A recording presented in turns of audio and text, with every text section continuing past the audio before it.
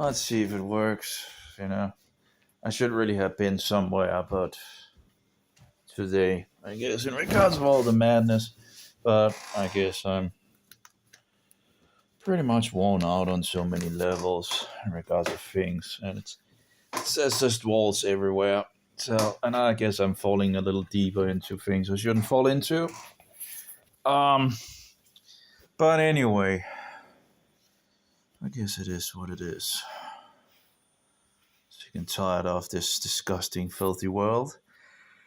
And I guess this is not the way to go. But anyway, so this is a Tank 3 Pro phone. And as usual, there's all the madness that you need to set up and fix and all that. And of course, you can lose it like this.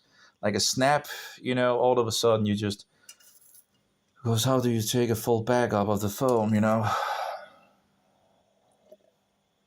Well, I think it could be done with Twerp, but I don't have Twerp installed, so I have gotten it rooted, so that's nice. Yeah,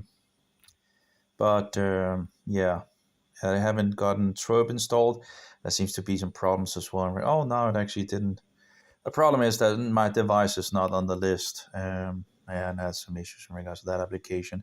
We have some BusyBox, but of course I can't install BusyBox as long as I don't have an alternative recovery like Twerp. So I haven't sorted that out yet. Apparently some applications install things in Magis that I didn't do in regards to modules. Now, of course, apparently they have taken the module thing away, so you just can't directly install modules very easily. Apparently there's some applications that you now need that you can fix modules for it. But I haven't tried installing them or anything like that. I haven't been into in regards to rooting things for many years, and I tend to forget everything because I can only remember so and so much. I just installed one UI core yesterday and one UI home 34, and I actually found out that there was two modules installed on my phone which I didn't install, which some application must have installed. One of them was in regards to battery, and that messed up in regards to charging the phone while it was turned on, which I didn't know what was going on. I thought it was because it was rooted. It seems like it was because there was a module apparently trying to control in regards to charging. But of course, I've given a good amount of the applications root access. Now, again, there might be some features that I don't have because it's not, a recovery thing and all that. And I'm not even sure if I get Twerp installed. I think I actually need to annihilate the whole phone to get, if I need to get into the hard drive thing because of encryption and all that rubbish. So I'm not even sure I can take a backup of the mobile if I actually get Twerp installed without crashing the phone. Again, just one thing, and then you kind of, I guess, need to set everything up again. And but it was interesting. It did work, the thing that I tried yesterday in regards to the one UI call and the one UI home 34. But it didn't do what I'd hoped for, or thought it would do, actually. Because I had hoped I could change this nonsense. Because this is absolutely depravity. Why would I have a screen like that where I need to, flip to actually see what I have open? And Samsung have this thing where you actually have, you can actually see a lot of them just, and you can move up and down and all that. But apparently, I found someone that actually had Android 13 that actually works apparently, but it only works on Android 13 and not 14. So anyway, I've been testing this mobile, and the fan is actually turned on at the moment. We have cooling fan in this mobile, which I have at the maximum at the moment, although it's not really running at maximum, but it's running half speed as far as I... if you actually have the,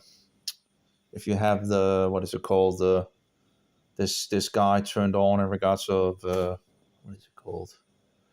The image thing in regards of it, actually double the speed of the fan. So clearly it's not doing maximum in regards to it, but it's it's still should still help on cooling the mobile down.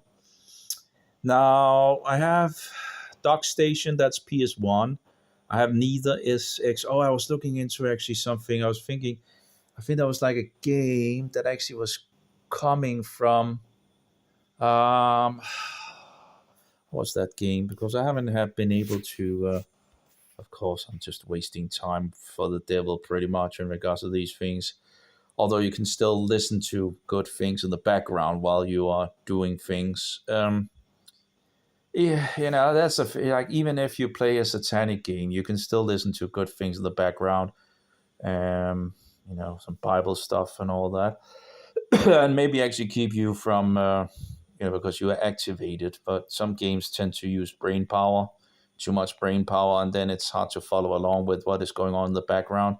But yeah. Anyway, let's see here. We have Switch and we have games not working. I tried to get Grip to work. Also tried to buy it from Nintendo, but apparently Nintendo don't want you to buy, so you can actually try out in regards of the.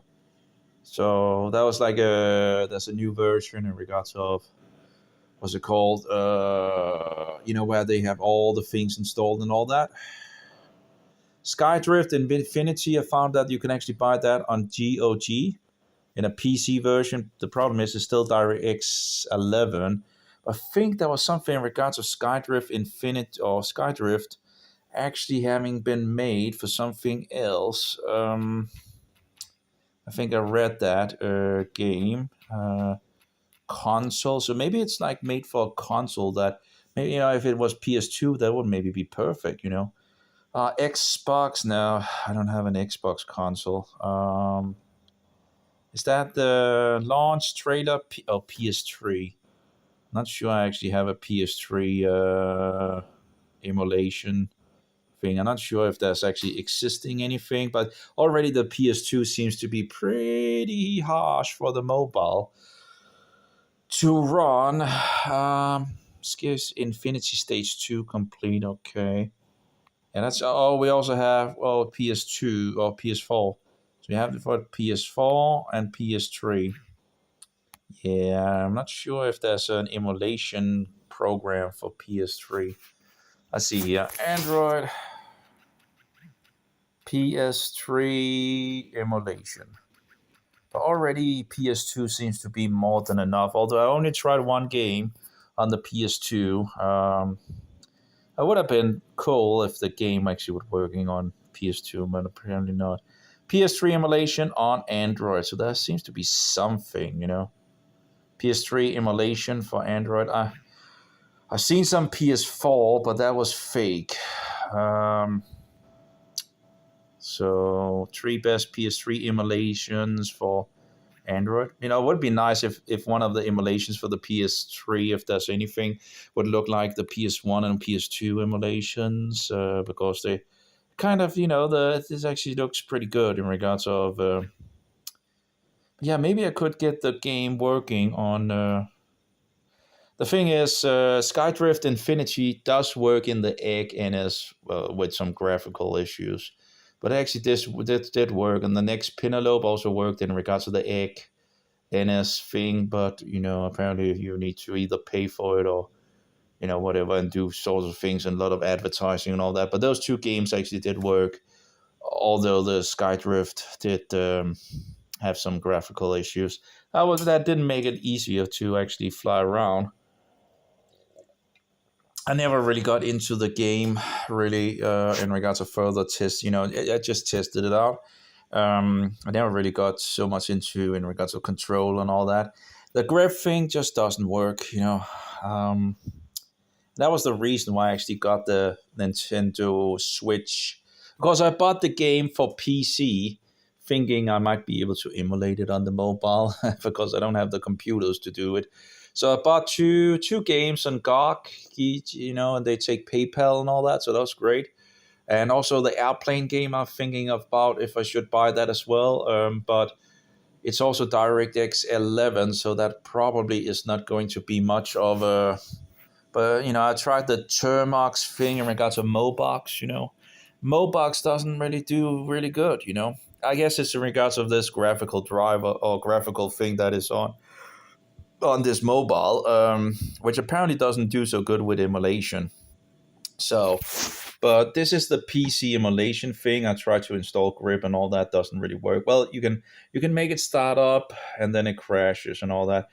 The most successful thing I pretty much have had in this emulation thing, PC emulation, is in regards of the Roll Cage Extreme. You can download that for free from one of the original creators of Roll Cage and Roll Cage 2 from this company in regards of details, something. And he updated both Roll Cage 1 and Roll Cage 2. It's called apparently Roll Cage Extreme, and you have Roll Cage Redux or something, Redux or something like that. This is in regards to Roll Cage 2 Extreme is pretty much the the closest I've got to get anything to work on this. And it does work, but no, it does some crashing and all that. I did get one of the games on GOG that I bought to work, but there was some graphical issues, so it was impossible to actually play it. It was like Universal something strategy game and all that. I thought that might, this seems like that has some Protestant history and all that. So, but I guess I'm getting too old to, really even have the sense of actually wanting to play games, whatever. But anyway, as you can see, well, this is the video, and we need to go back here. And this is the worst thing in regards to this emulation is that, you need to have you need to fix the buttons, and I haven't really sorted that out for Roll Cage. They should have fixed some kind of standard things. Maybe the key buttons would be standard, and then people could further go from there, just to have some idea. If they just make the keyboard down here, something like that, and then people could. But this is just my try. It's not far from perfect. I haven't, but it is doing something. So let's see a start. So this is pretty much the closest I've gotten to the PC emulation to get something to work. I tried two emulators. Mobox is one of them. This is the Mobox emulator. Oh, I guess we already have a crash, maybe. Well, it does actually go in game, but it's very, and apparently it only does 29 frames. But yeah, okay, we had a crash. Okay. So, yeah, as you can see, it's not very stable. We have a lot of issues, but that is pretty much the closest. There are probably other games that you could get to work and all that. But, trying the different... Oh, I actually think I also got an application to work in regards of fixing, like, Nintendo Shift things where you could actually, I guess, fix them. I think I got that to work. I'm not entirely sure. But you still need to sit with it like this and that and all that, but I think I might have. I'm not sure if it actually works in regards of. I think it actually opened up when I tried it. Anyway, so you don't need to move the files for PC or something like that to do that. Then you can merge updates and things of that nature. Updates and extra things and all that. Let's try again. But of course, this is for testing purposes, just to see what the mobile can do, and it doesn't look very good. Apparently the graphical drivers for this Mali G610, and of course we can see the details over here, is and by the way, if you're going to do emulations as well, and you have a rooted phone in regards to Tank 3 Pro, fix the governor to conservative. I've tried all 5 settings. Of course, performance just boosted to the maximum, but conservative seems to be the very best. It fixes the CPUs automatically down and upward, and it does it very good in regards of emulations. In regards of memory, just set the RAM to disable. If you have a phone with 16 gigabyte of RAM, you're probably not going to use that RAM anyway. So as far as I can see, it's wasted to have CRAM on. It will use some more RAM, but it's also very sad when you see the mobile is not using it's not using very much RAM. It's like, oh, come on, If you disable the XRAM, it begins to actually use a lot of the RAM, It'll use a lot more at least, because it doesn't pack things down, and it doesn't need to use CPU power to pack things down or pack them up, because that's what CRAM does in the RAM. It's like it's not this, it's not like the storage thing in regards to the swap file. It's kind of a middle way, a middle ground where it's still using the RAM, but it's compromising the files, and then when it needs it, it's unpacking the files, which of course again uses CPU power. And why do that? Which apparently also uses energy in regards of battery power. So why not just use your RAM and just disable that nonsense? And I've only reached 13 gigabyte anyway in regards to RAM. I tried to push it to the maximum to try to reach 16 gigabyte, but I haven't been able to. It's probably possible, but it's like, if you find some big games or something like that that really needs a lot of RAM, you could probably open multiple of these games and hit the 16 gigabyte. But overall, it's like, I still feel like it's overkill. I guess it's better than, it's never a bad thing to have too much of something, I guess. But yeah, let's try again the Mobox thing here. Let's stop it and run it again and see if we can get to. So this is, of course, this PC emulation. I'm sad that this other game didn't run for PS2. That could have been perfect to try out. PC game. Oh yeah, in regards of the Sack Master. This is in regards of Nintendo things. And I think it worked. Let's see if it worked. I think it actually opens up. So this is like a Switch Army knife. It's not really being further made on, as far as I understand it. It's on GitHub, so I guess it's open source. But here you can make NSP files to XCI files, or if it's an NXX file to an NSP file. I tried to actually do the XCI file, have it in XCI file format. The NSX file is a compressed file format, which doesn't work on the emulators that I think both of the emulators that I have doesn't work with the NSX, but it does compress the files further down, but doesn't really work. But anyway, NSX to NSP, you can do a lot of, you can also patch things, you can update things of that nature. Yeah, I do wonder if you can actually remove, if you have a file that is just from a ROM, if you can actually, you should be able to somehow, well, I guess it will do it automatically, but then you need to, like, because sometimes, apparently some of the ROM things are, was the 64 gigabyte or something like that? And of course, if the game is because it takes all the empty space as well, and you can kind of remove that, but I'm not sure if there's a direct feature in this, or if you need to make the files into an NSP and then it does it automatically. Then you can turn it backward, I guess. Might be a way to do that. I haven't further investigated that, but there are some of the games that I think it's 64 gigabyte. And as I understand it, it's because they just take the whole ROM. So all the empty space is fixed as well. I haven't tried. I don't think I've tried using this application in this emulation thing, but it should work. But I haven't tried it. Who knows? But it is opening up at least. So far, so good, right? Anyway, it's just to have it if I just whatever. It's I have used the application for some things here and there, and it's working wonderful in regards to the things that I've tried. Oh yeah, Europe Universalis 4 doesn't really, it opens up and all that, but graphically it doesn't really, and roll cage 3 grip doesn't work either. So I haven't had, the only thing I pretty much have success with is roll cage 2. Roll cage 1 doesn't work either. I don't know why. It apparently seems to have some graphical issues or something like that. You would think that roll cage 1 might actually be working, kind of.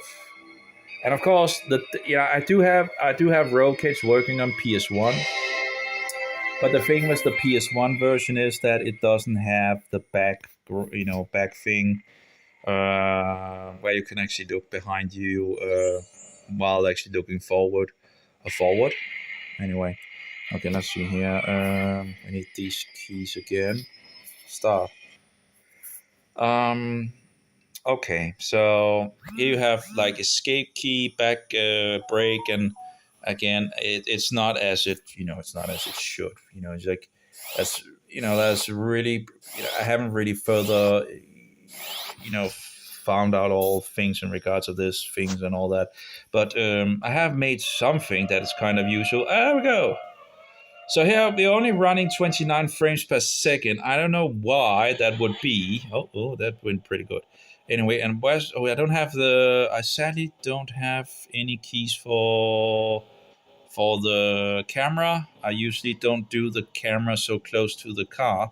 But as you can see up here, that's the background thing. And that is usually, the thing is, when this game came out, when I was younger, a lot younger, oh, there we go with a crash again, I guess. But the thing is, you needed around a 400 megahertz computer to actually have the background thing here up here.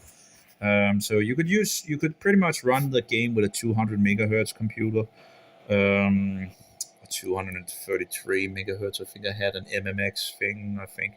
But anyway, I think I went from 166 megahertz to a 233 megahertz.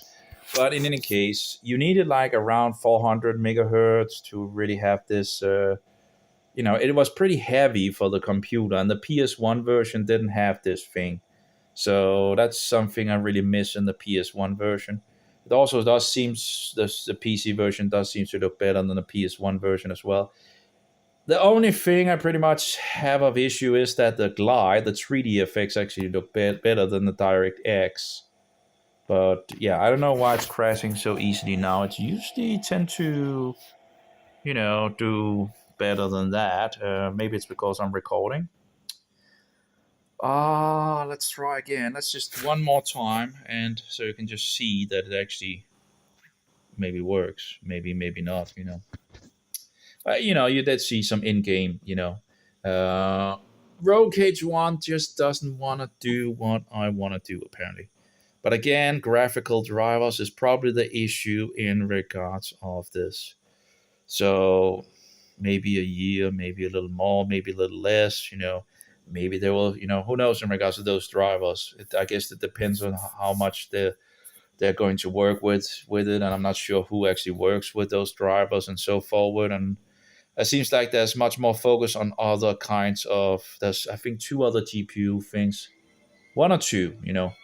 And apparently they're much better for emulation and all that. So this Tank 3 Pro phone is lagging somewhat behind in regards of emulation. But hey, it's still interesting to see that it actually can do something, and just to try it out and see what it could actually do. Let's try again. Get the keys here. Stop. Do. Okay. Let's see here if it works without. Okay. Oh, did we already have a crash again? Yeah, okay. So as you can see, this is not so stable, But you did see in-game thing and all that. I would have liked to show you in regards of actually being able to also target and in regards to the start thing, so you don't need to push it down all the time. Of these things is something you fix into edit control, and you can tell it what it needs to do and all that. But again, I haven't perfected this by no means. It's just. But I did get at least something to work in regards to it.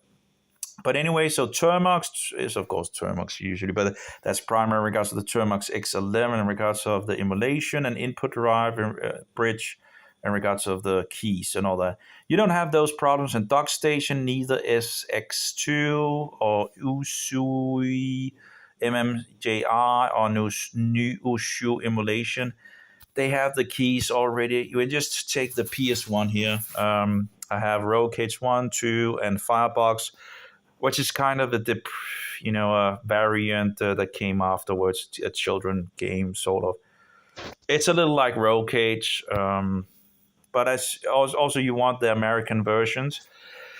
If you can get the American versions, get the American versions, because the European version only does 50 frames per second. So Firebox apparently only was released in Europe, so I only have the 50 frames per second. Although there's also other things that kind of does things in regards of how if it actually feels like it's fluent. So this is the PS1 emulation. And I've also tried to do something in regards of automatical, like, I don't need to hold the finger there, so you can actually target things and all that. No, I actually, I don't think I can actually target things yet in regards to this, because the thing that you use for targeting is not shown up. Okay, let's see how we got. But anyway, it works, and instead of actually being, pushing on the front forward button here, it actually is just activated by default now. But that's because that's why it's bigger and all that. It's not perfect and all that, but it is working. The thing is, you would like to actually be able to target the other cars in regards to rockets and all that. You can't do that at the moment, because the button you use for that is actually right here, this one, and I don't have that, and thereby it's not activated and all that. I haven't found out if there's a thing where you can connect it to being activated all the time, like, like the front button, and apparently that turned off here. Let's see here, turn on here. And but the thing is, when you're on a mobile, you only have pretty much two fingers, so you want to make it so you kind of can actually play the game while kind of make it less. And on PC, of course, you don't have those problems. Oh my, I'm just terrible. There we go. It's something to kind of, you can see the issues that it has in the PS1 version. There's different settings where you should be able to make this better and look more beautiful and all that. You can also see the frames up in the right corner. The V should be the frames, as far as I know. I don't know why they call it V for video, maybe, or something like that. Okay, let's just but as you can see, it works, and actually works pretty good. It's not like it's looking like, beautiful or anything like that, but it is working, it's working pretty good.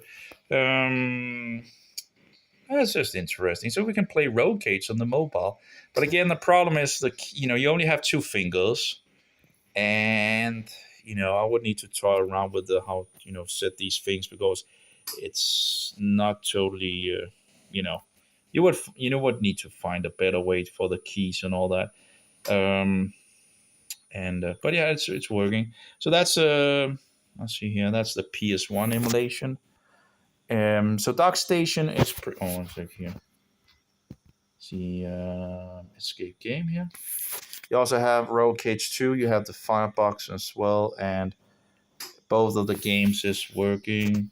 Oh, apparently, escape game. Oh, this actually is 2. Oh, it's just loading from from in-game. Okay, so you can actually, just go out, apparently. Interesting. Apparently I haven't set the PS, this one, to actually have the button thing, so I need to hold it down here. And of course, the problem is when you, the problem is if you want to push this for, like, speed or whatever, if, you need to, you only have that one finger, and it can be very hard to actually hit these buttons, as well. So it's just less than a millisecond of where you need to look for the button and all that can make you crash totally. Road Cage is a game where it's if it goes wrong, it can go terrible wrong. But yeah, the PS1 version doesn't have. Both of the Road Cage 1 and 2 does not have the back mirror. That's the word for it. It doesn't have the back mirror because the PS1 was not powerful enough to have the back mirror, apparently. And I guess the PC version also do look a little more beautiful in regards to the graphics as well. But you can kind of tune the graphics in the emulation thing, in the PS emulation. So, and you can test that out. I did a little, but then I crashed it and I reset the things, and I haven't really toyed around. Here we have, like, the problem is you should be able to actually target, the cars that you are, against. But the problem is that that button is kind of still, it's not, it's still this one. And I haven't sort of sorted out if there's a way to actually have it down all the time, if there's actually a specific thing where you can actually pinpoint it. I haven't pinpointed that button, at least. There's a list of different buttons and all that. I'm not sure if it's part of the list. It might be, but Haven't, didn't find anything that like sounded like it was, was it? But and we're still running around 60 frames. Again, even if it says 60 frames, doesn't mean that it can't, still feel like it's a little sluggish. I did try to further make the game go out here to the sides, and that made it actually feel like it was more sluggish. Yet it still said 60 frames.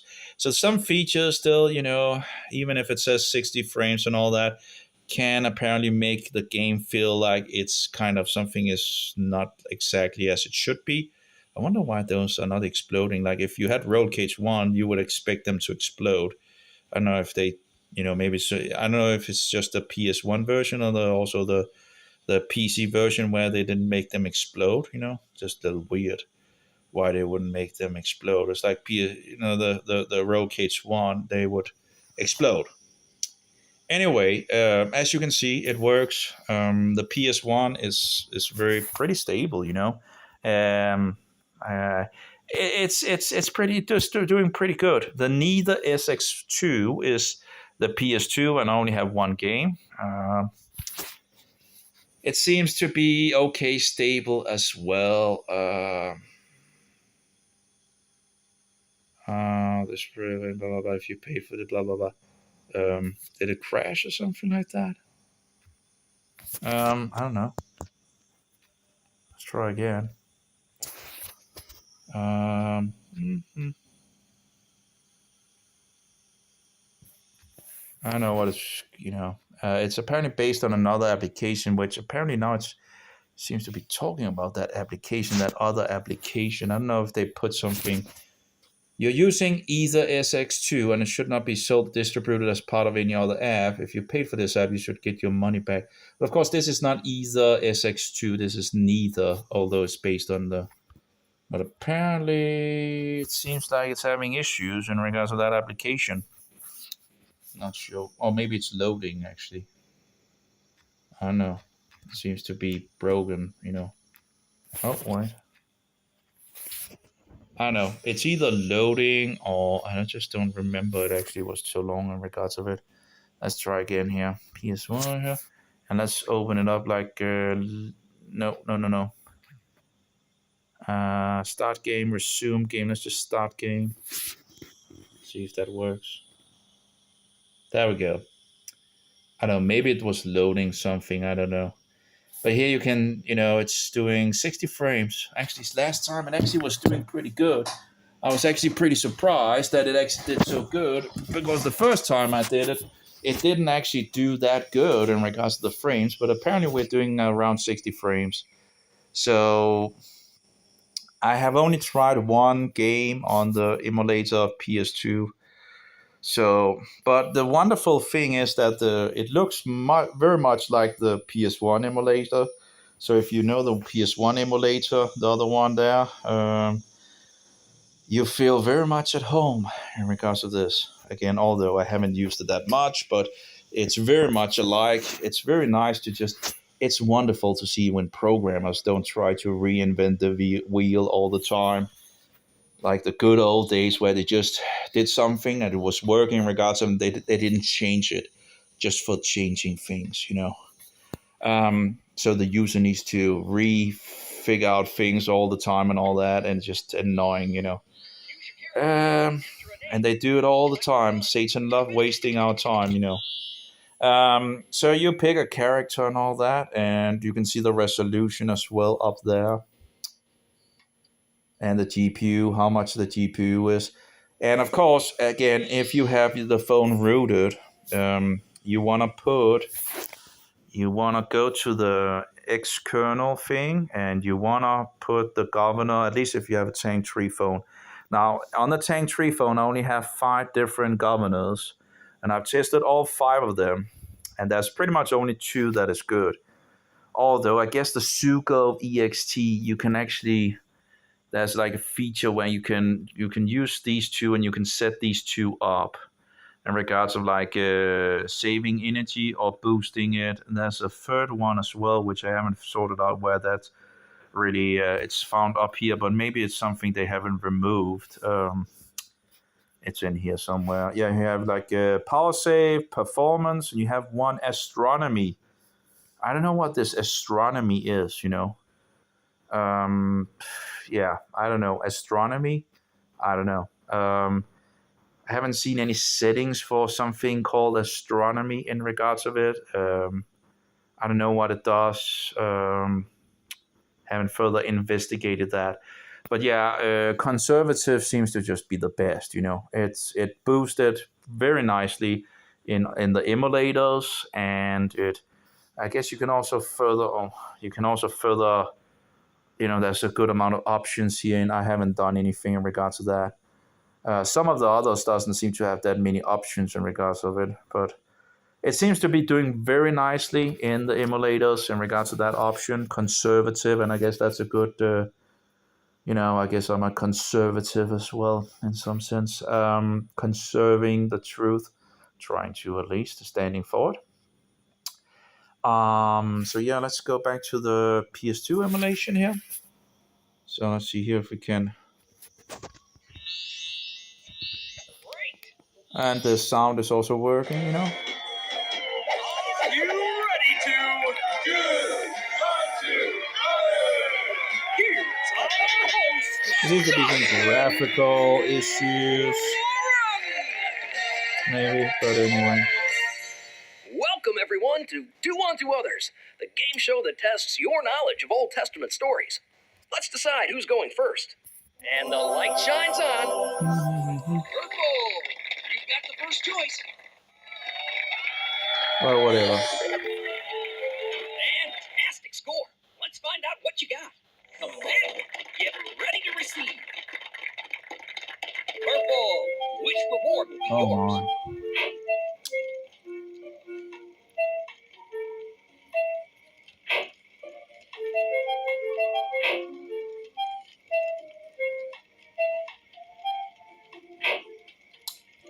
Purple, you happily receive points from red. Purple, what's it gonna be? Take a chance or pass control? Not bad. Anyway, it works and all that, and I just need to take a little break here, you know. I need to get the Pope out of the house, so I'll be back in. So be right back. Pause thing.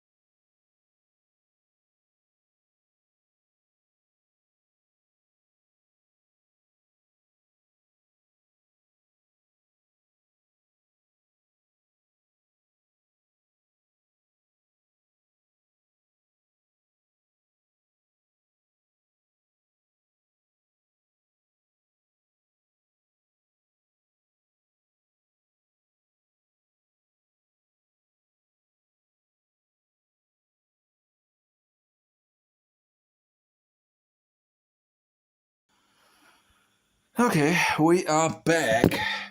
The Pope has left the building. And maybe he took Muhammad with him as well. Anyway,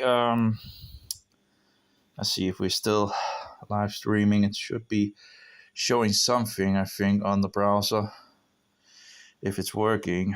Yeah, it seems to be working. Great. And I guess this mobile is powerful enough to,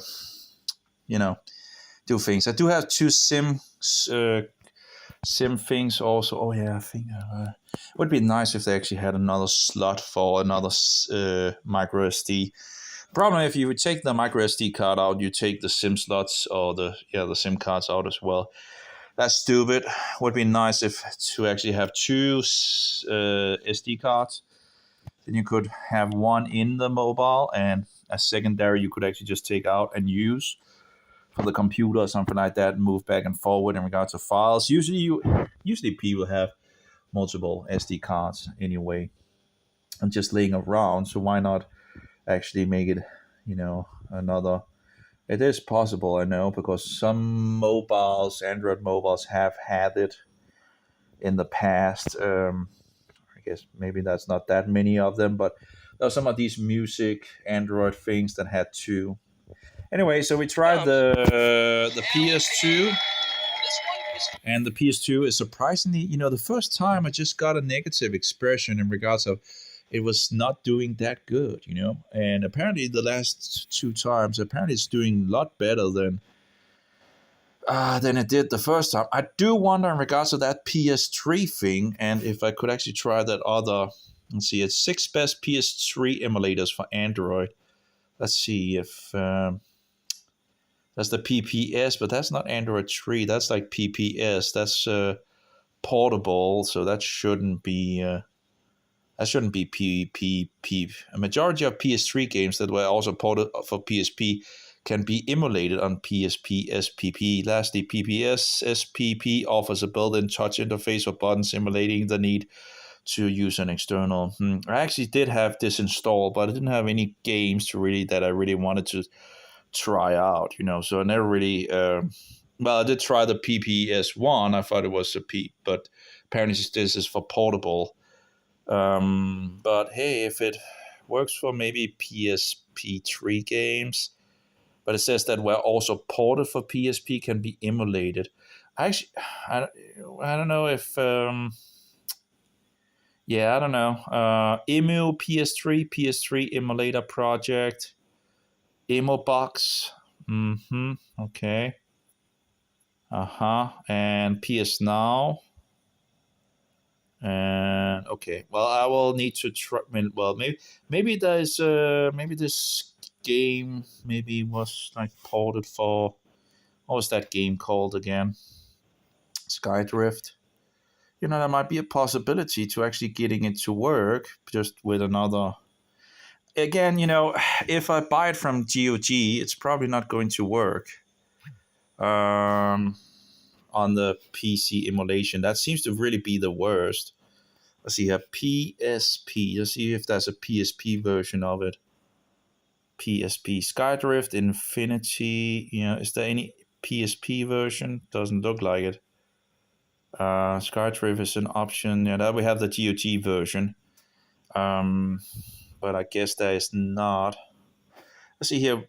No, this is the Infinity version, of course. That's the newest version of it. Well, I think that's two new maps or something like that. Skydrift 2011 game. It's an airplane. Let's see here. Okay, Wikipedia. Okay, let's see here. We can open this. Skydrift Infinity PlayStation Store probably is in regards to the new one for PS4 or something like that. And that's I don't think there's any PS4 emulation for mobiles and all that. Let's look at Skydrift PC, PS3, and Xbox.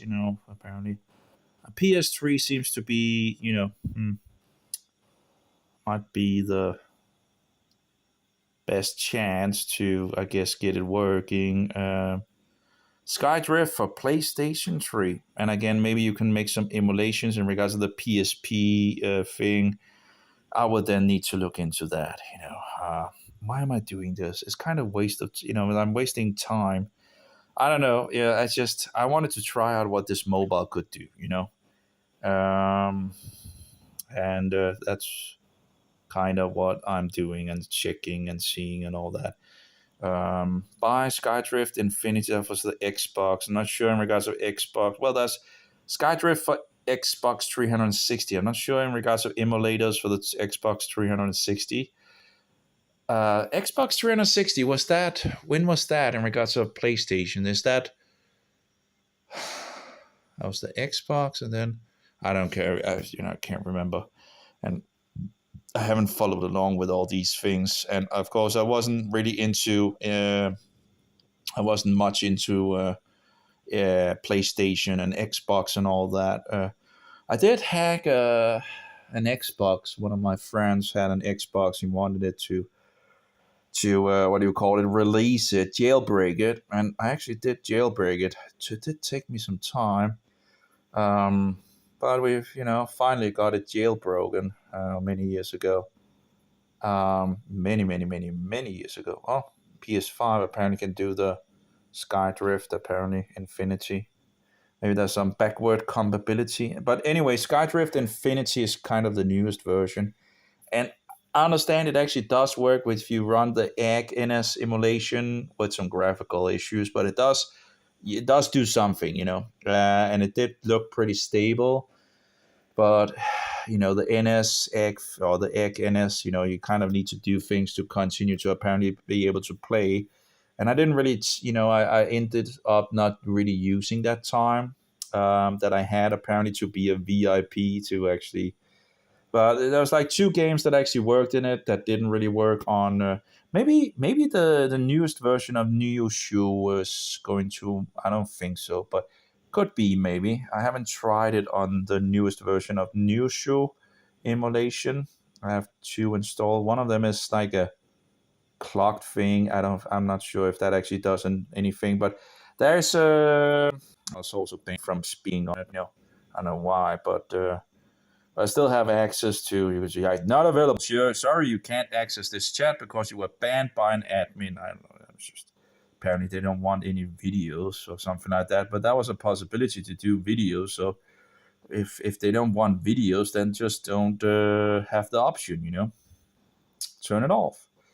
But anyway, we have the last one. It's like Nyushu emulator and 22 APK. That's one of them, and the Nyushu emulator overclock. Actually, I'm not sure which one is which. I think this is the standard, and this is the no. Maybe it's actually the opposite. Maybe this is actually the.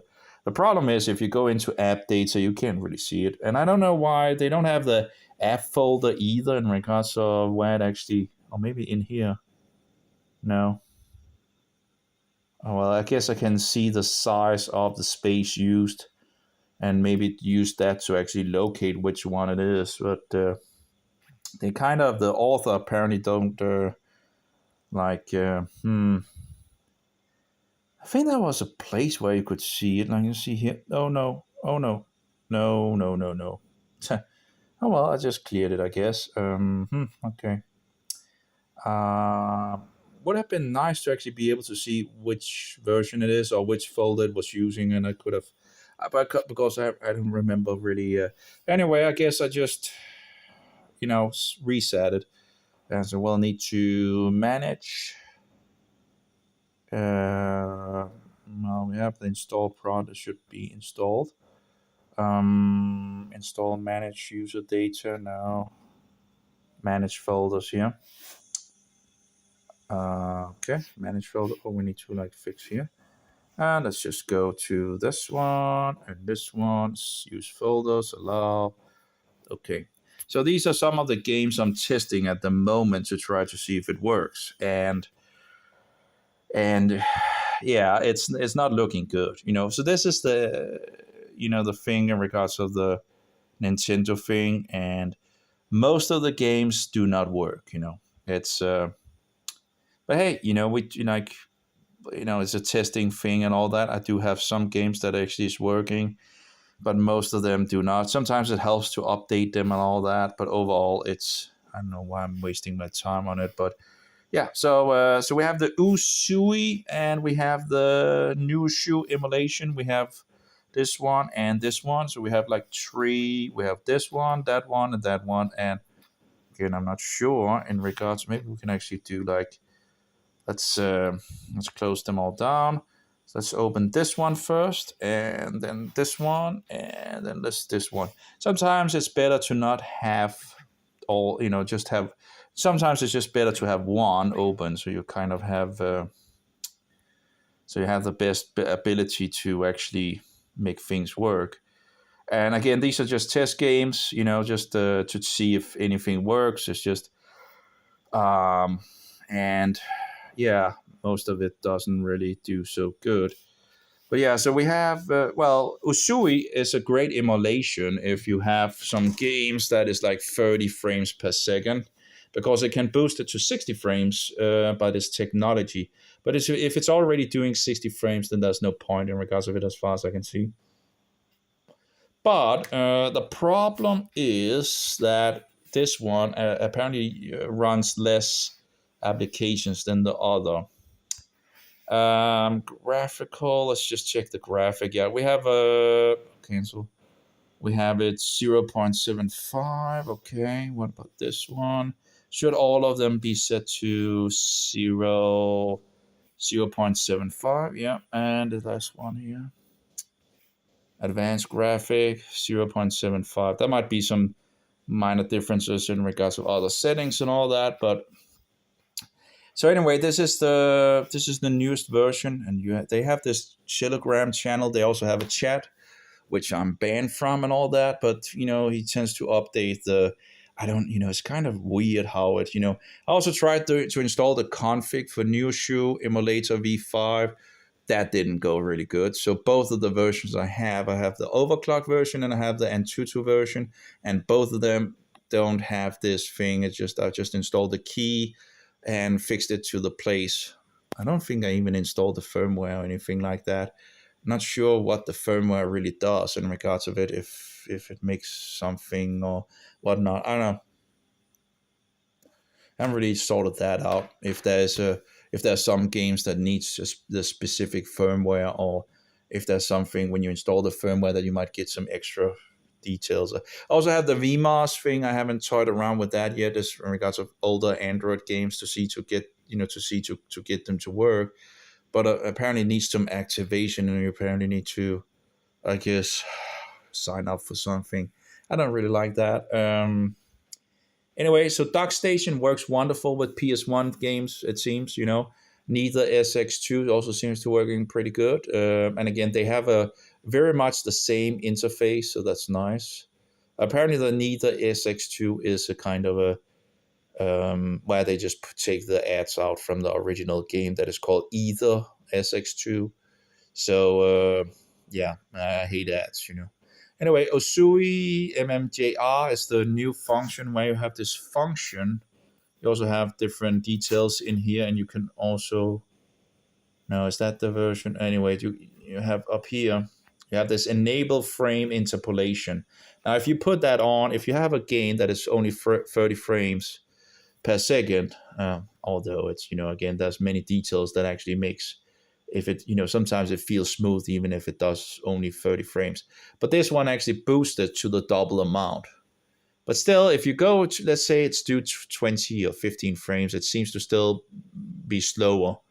Although it still apparently puts in the frame, so it's actually 50 frames, but it's still slower in the game thing and all that. So it might not be valuable for games that is already, doing 60 frames, for example, because you don't need 120 frames thing and all that. So that's, and of course, I guess it also depends in regards to the hertz of the screen. I'm not entirely sure what the difference really overall in regards to the hertz and the frames per second in regards of things and all that. But anyway, how that totally sorts out in this version. Why did we go? In this version, you can actually fix the GPU driver as well. And I tried the egg NS674 driver because two of the games were clearly running in the egg NS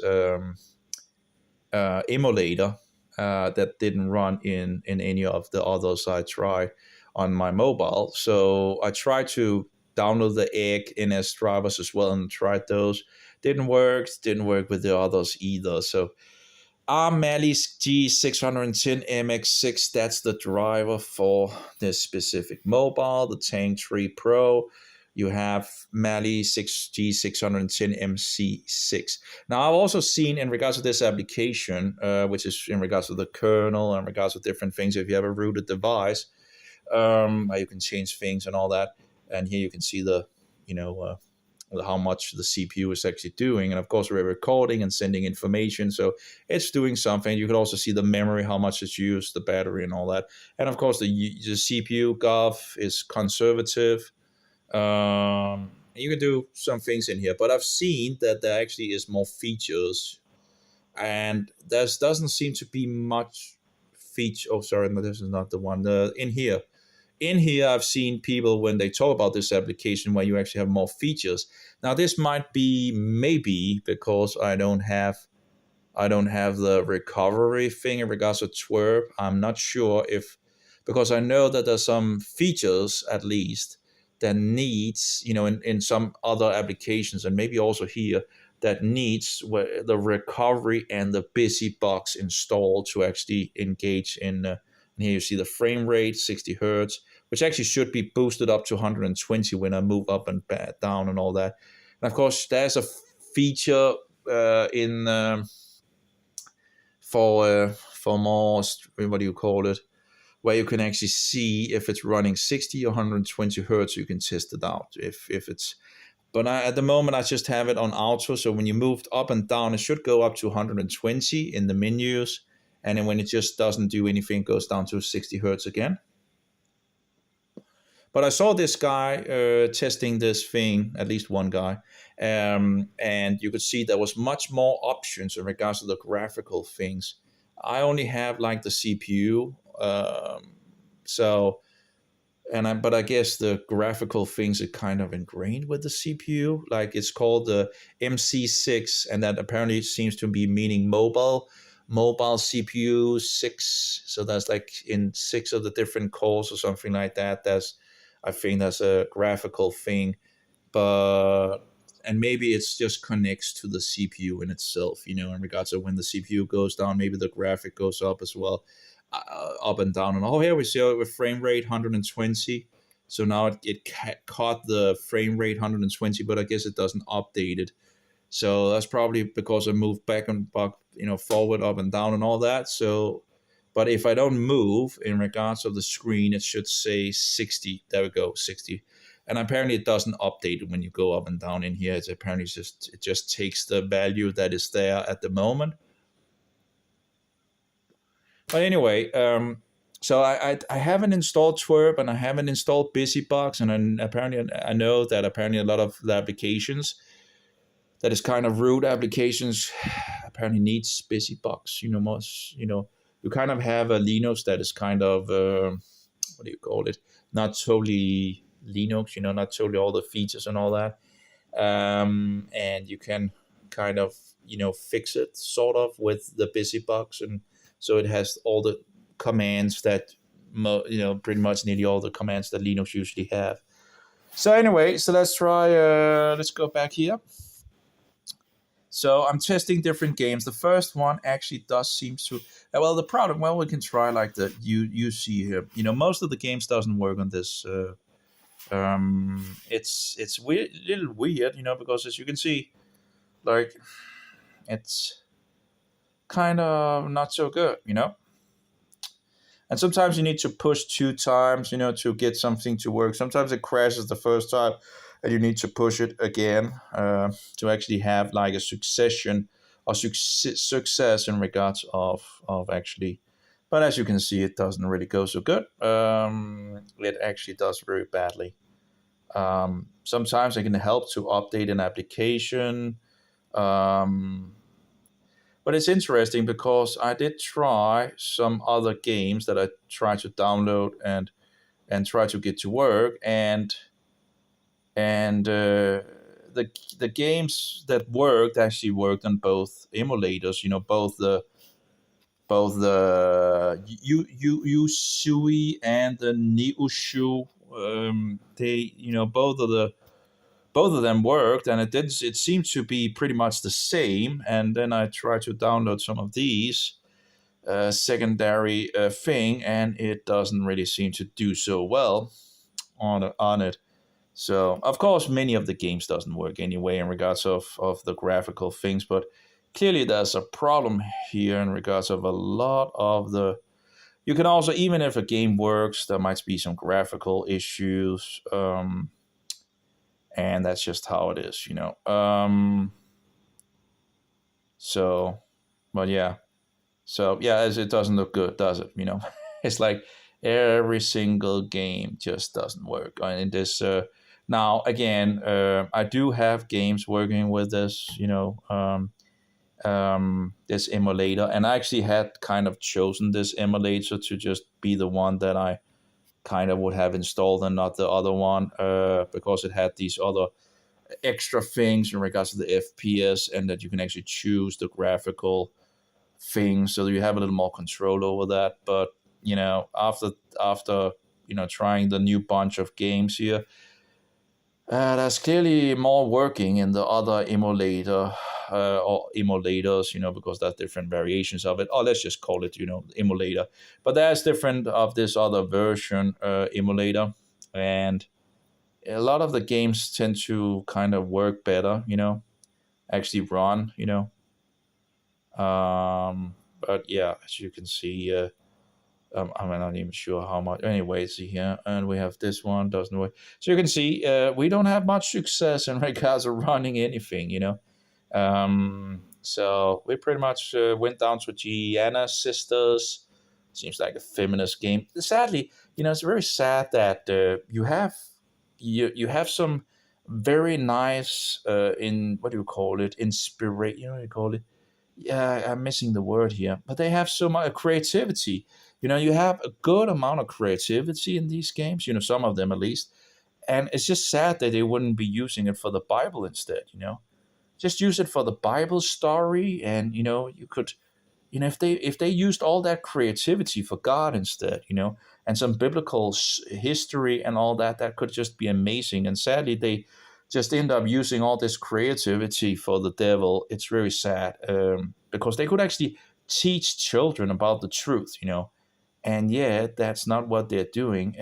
They're using it for the devil and just wasting our time pretty much, which absolute nonsense. But you can put the volume, as you hear, go into audio, put the volume down, and then open up like a media player or something like that, and then just take some Bible things or maybe some YouTube, although YouTube has some problems in regards of playing in the background because Google have done a lot of things. But I have an old browser which still have this same standard feature of being able to play things in the background. So I can actually play, YouTube in the background. It's this is the last version of this wonderful application, Fennec F-Droid. It's a specific version, 68.12.0, and you can install some, where you can actually, you have some, let's see here, nope, no, escape here. You can actually tools, add-ons, and you can install Video Background Playfix 1.7.0. And then you can play, and you can also install uBlock, the origin, with this old version of the browser, and you can play YouTube in the background without any ads. Isn't that just wonderful? Now, there's a lot of websites that, will say, oh, this is an old browser and blah, blah, blah, blah. It's sadly, the Firefox programmers are corrupt as well, and this new Firefox that they made was just sucked. It was the layout, they remade the layout and all that. We just want this layout, it's just wonderful, it's just working and all that. They should have continued with this layout that they had. There was nothing wrong with it, actually. It was the very best of the very best in regards to the layouts. Anyway, so what you can do, or you can just fix a media player, Total Commander. I love Total Commander. It's a wonderful application as well. And the Total Commander has this TC media player that you can just drag out, and fix, and there you go. And you can play something in the background while you're actually playing a game. So you can turn the voice down from the game, and then so you can actually get some Bible thing while actually, or have some, whatever. So you actually use the time for learning something while maybe enjoying a game or whatever, that has the, what do you call it? The fun factor, right? But you could really make biblical games with the fun factor as well. The fun factor and all that, you want the fun factor in there. You want the truth in there. You want to have children actually learn the truth. There's also all this bullshit of evolution and all that. Evolution is a satanic lie. You have Pokemon training the children into evolution as well. Absolutely rubbish. Evolution is a stinking lie from the devil. It's not true. But of course, many of these games, of course, well, most of them, pretty much nearly all of them, are inspired by the devil, sadly so. And I probably shouldn't sit here and actually toy around with it, but I do, and maybe someone will come around, and who never have heard about something, and maybe they can be dragged in the right direction. Again, a lot of these games are a waste of time for the most part, but it's not to say that you can't actually learn, if you have something in the background, lectures or sermons or something like that, you can actually listen to them while playing a game, and and that also stops you from opening new tabs and downloading new things and all that, which kind of, you can quickly end up with a lot of information and opening up a multitude of tabs. So it's kind of nice to then like having a break with a game where you can't really move. You just listen to the tabs you already have and go from there. So it actually, you don't open new tabs when you kind of just listen to the things we already have found right in the background. But there's a lot of things. You could also use my own website, I guess, to like YouTube and all that. There's no advertising on my website, and you could probably also listen to that in the background. I haven't actually, I'm not sure if I actually tried that. Well, I probably have. This is my website. Well, I guess I already have it open up here.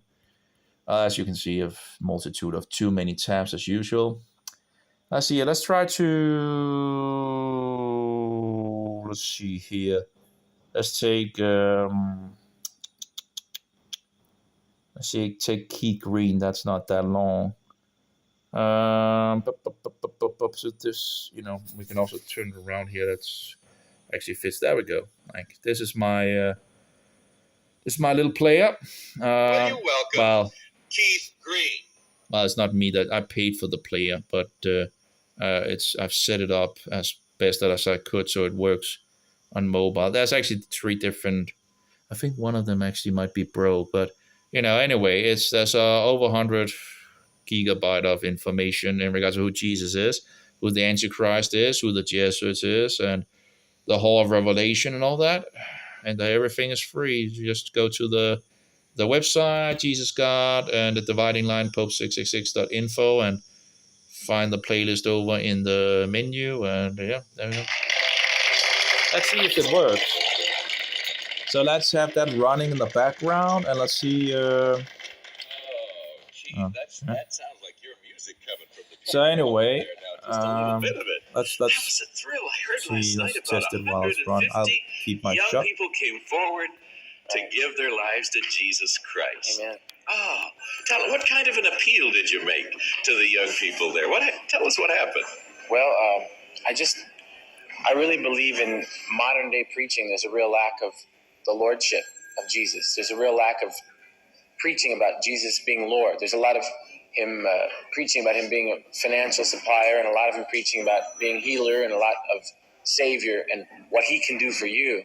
But there's so little preaching about what taking up your cross and following him and denying yourself. And I really been preaching a lot. Well, when I go into the average audience is probably 60% church kids, kids that are in a fellowship and going to church, or some of them may have never really met Jesus. They just following in on their parents' coattails or something. God doesn't have any grandchildren, Right. So they've got to come into that relationship with him. And what I do is I present the lordship of Jesus and the requirements of being his disciple. And a lot of people that figured they were saved because they went to church once a week, or that their parents were Christians and they figured they got in just because their parents were Christians, have come to realize that they've never really submitted to the lordship of Jesus. And then, of course, there's always the 10 or 15 or 20% of the audience that's never even been in a church. Right. And those people really get ministered to by the cost of following Jesus, which is everything. Well, I was at your concert. You were here It was in August, I think it was. Early August, right. And you were here on 100 Hunter Street live in the morning. And then that night I went with my teenagers to your concert.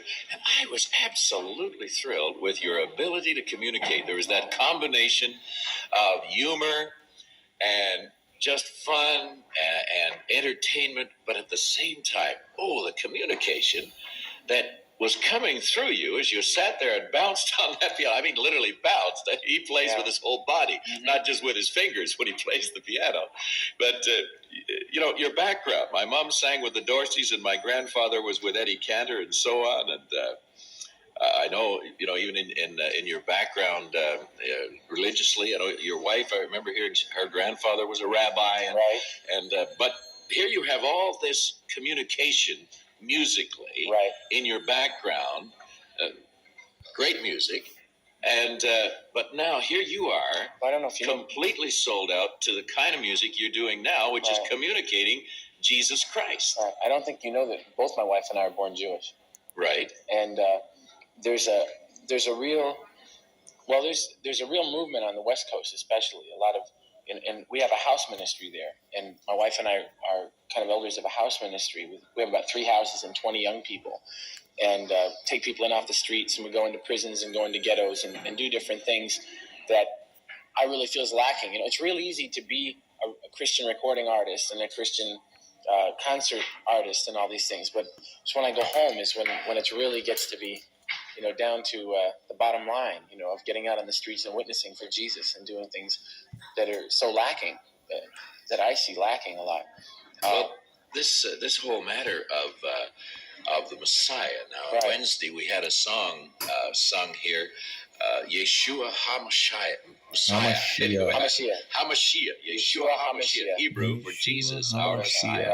Or in Greek, that word Messiah comes through as Christ, but Christos. Christos. But here we have someone who came, who was, as Dr. Ward said, the greatest Jew that ever lived. Jesus. The world's oldest living Jew. Hey, I like, and at this time of the year when we're thinking of the death and the resurrection of Jesus, the world's oldest living Jew. But whatever happened to you that you came? Did you first come to believe that he was maybe a good man or a good Jew before you believed that he was the Messiah or the Christ or God in the flesh? Well, I have even a stranger background, because before I was born, my parents converted to Christian Science. I mean, they were Jewish. They were Jewish born, and then when I was born into a Christian Science family, Jewish born. So I have all my relatives being Jewish and being brought up in Christian Science, which is kind of like hot fudge and eggs, together. It's kind of a strange mixture, Oh, wow.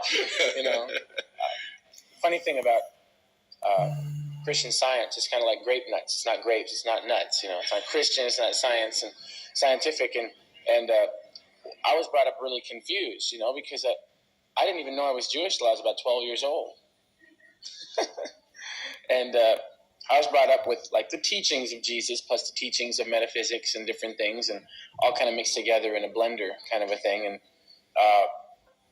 then all my relatives were Jewish, and on the West Coast especially, the Judaism, unless it's Orthodox, is real just, bar mitzvahs, funerals, weddings, and Yom Kippur and Passovers, that's it, And so I'd go to Seder's, which is the practice of the Passover feast and the dinner with the bitter herbs and the matzah and the lamb and all that stuff with relatives. And I didn't understand what was going on, because I wasn't brought up really in anything but, metaphysics, which was... mind over matter. Yeah, just positive thinking and no doctors and the whole thing, you know. And so when I was about 16, I rebelled against everything that I was brought up in because it was so confusing. You know, I didn't really have any kind of a base, a foundation. You know, because I was brought up, they were telling me that I really didn't have a body, you know. And, you know, although I clothed it and fed it, it wasn't real, you know. And I was just walking around going, you know, what am I doing here, you know? So I went the whole route of the young people today, and especially then on the West Coast, you know, into the drugs and Eastern religion and meditations and yoga and all these different things that I figured were going to satisfy me, and they did for hours or days at a time. But then I'd always come down and, you know, go, well, that didn't do it. Because I always knew that when I'd find true happiness and peace, it would last. And so you were just always searching. Like crazy. Yeah. And I searched with my whole heart. And in all the Eastern religions and all the cults and all the world religions, they always gave some credit to Jesus Christ. The Muslims say that he was a prophet. The Christians say that he was an incarnation of the Godhead in his age. Yogananda and all these different Eastern teachers said that he had Christ consciousness. You know, they always use words like Christ consciousness, Christ this, Jesus that. The Buddhists would even say he was a Buddha. You know, he was another incarnation of God like Buddha was. And in all my searchings, I saw that all these people were pointing to Jesus. They're going, well, yeah, Jesus is one of the ways, but we're one of the ways. And they wouldn't all agree on anything except that Jesus was one of the ways. And then I looked into the Bible in John chapter 14, I think it is, or John chapter 6. Yeah, it's 6, where he says, I am the way, I am the truth, I am the life. No one gets to the Father but by me. So they all gave him credit, and he only gave himself credit. And I went, well, that kind of eliminates everybody. They all say he's cool, and he says he's the only one that's going to get you there, so I guess I'm safe. So I started praying to Jesus. I did this all through intellectual reasoning and laid it out on the table and figured it out that if they all gave him credit, and he only gave himself credit, and they all agreed on one thing, that he was one of the ways, and he only agreed that he was the only way. So I figured I had no choice but to go with him. And then I started praying to Jesus. Wow. Was that another trip for you? Like you, in reading your 2 years. biographical sketch, yeah, you'd gone through you're a child of the '60s, eh? In some ways, Yes, and and the early '70s. Yeah, and you've done all the experimentation, whether it's the mind trip, the chemical trip, and so forth. At what point in your relationship with Christ did it all of a sudden occur to you that it wasn't the same as the other trips? In 1973, I started praying to Jesus. In 1975, I was born again. I went through an experience called the baptism of the Holy Spirit, and in May of 1975, was baptized in water in June, and got into fellowship right there. And since then, it's been, you know, so gun ho. But for 2 years, it was just a trip. Jesus was another guru. Yes. You know, I was reading Bibles and praying, but I wasn't born again. I didn't. What made the difference? What was that crucial moment of being born again? Accepting Jesus Christ as God, and accepting the Bible as literally word for word truth. You mean prior to that time he was a guru? He was a master. He was a teacher. God in the flesh, Emmanuel, God with us. No, that was, see, in Christian Science, where I was brought up, to say that Jesus was God was blasphemy. They made a very heavy emphasis on that Jesus was God. That was the main stumbling block to me. And I remember one day in the summer of '75, walking down the street and looking up and going, all right, Jesus, I buy it. You're God. And everything snapped. Bang, just like that. Just like that. You knew that was it. You were born again. Oh, yeah. Oh, yeah. And isn't that the test that John says, that we confess that Jesus is God come in the flesh? Amen. Yeah. Amen. And it's interesting that snaps psychologically and spiritually and mentally with you. The only way you can become born again is by your own will accepting Jesus as who he is, who he said he was. You can't become born again unless your will agrees to be born again and agrees to let him, make you born again. And I was holding out. I was very stubborn. I didn't want to be religious. I didn't want to be traditional. I didn't want to be classified with the Protestants and Catholics fighting in Ireland and the Muslims and Christians fighting in Lebanon and the charlatans on TV and radio that spend 10 minutes preaching and 15 minutes begging for money. And I didn't want to do that. You know, there was so much hypocrisy. If it wasn't for hypocrisy, I would have become a Christian 5 years before that. But all the Christians I knew were so busy getting blessed. They were so busy going to functions and concerts and listening to their Christian albums and going to their fundraising dinners and all these things. But the Jehovah's Witnesses would come to my door and spend 4 or 5 hours with me. I didn't find a Christian that had that time for me.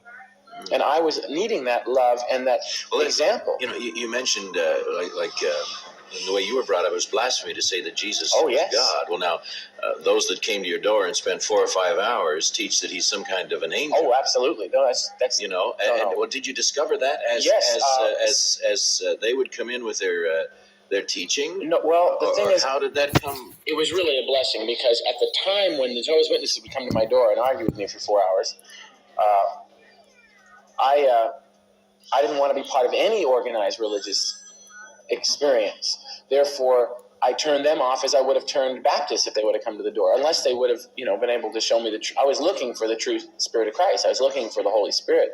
I was looking for the true Jesus. It was kind of like in a world of false Jesuses. Will the real Jesus please stand up, kind of a thing.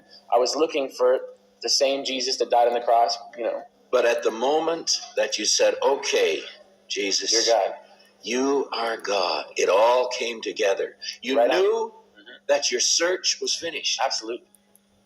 Oh, blessed is the man who's found the object of his search. There's some people who take searching itself and they deify that. Right. They worship the act of searching. I am a seeker. Right. Yes. But how did you know that Jesus was God?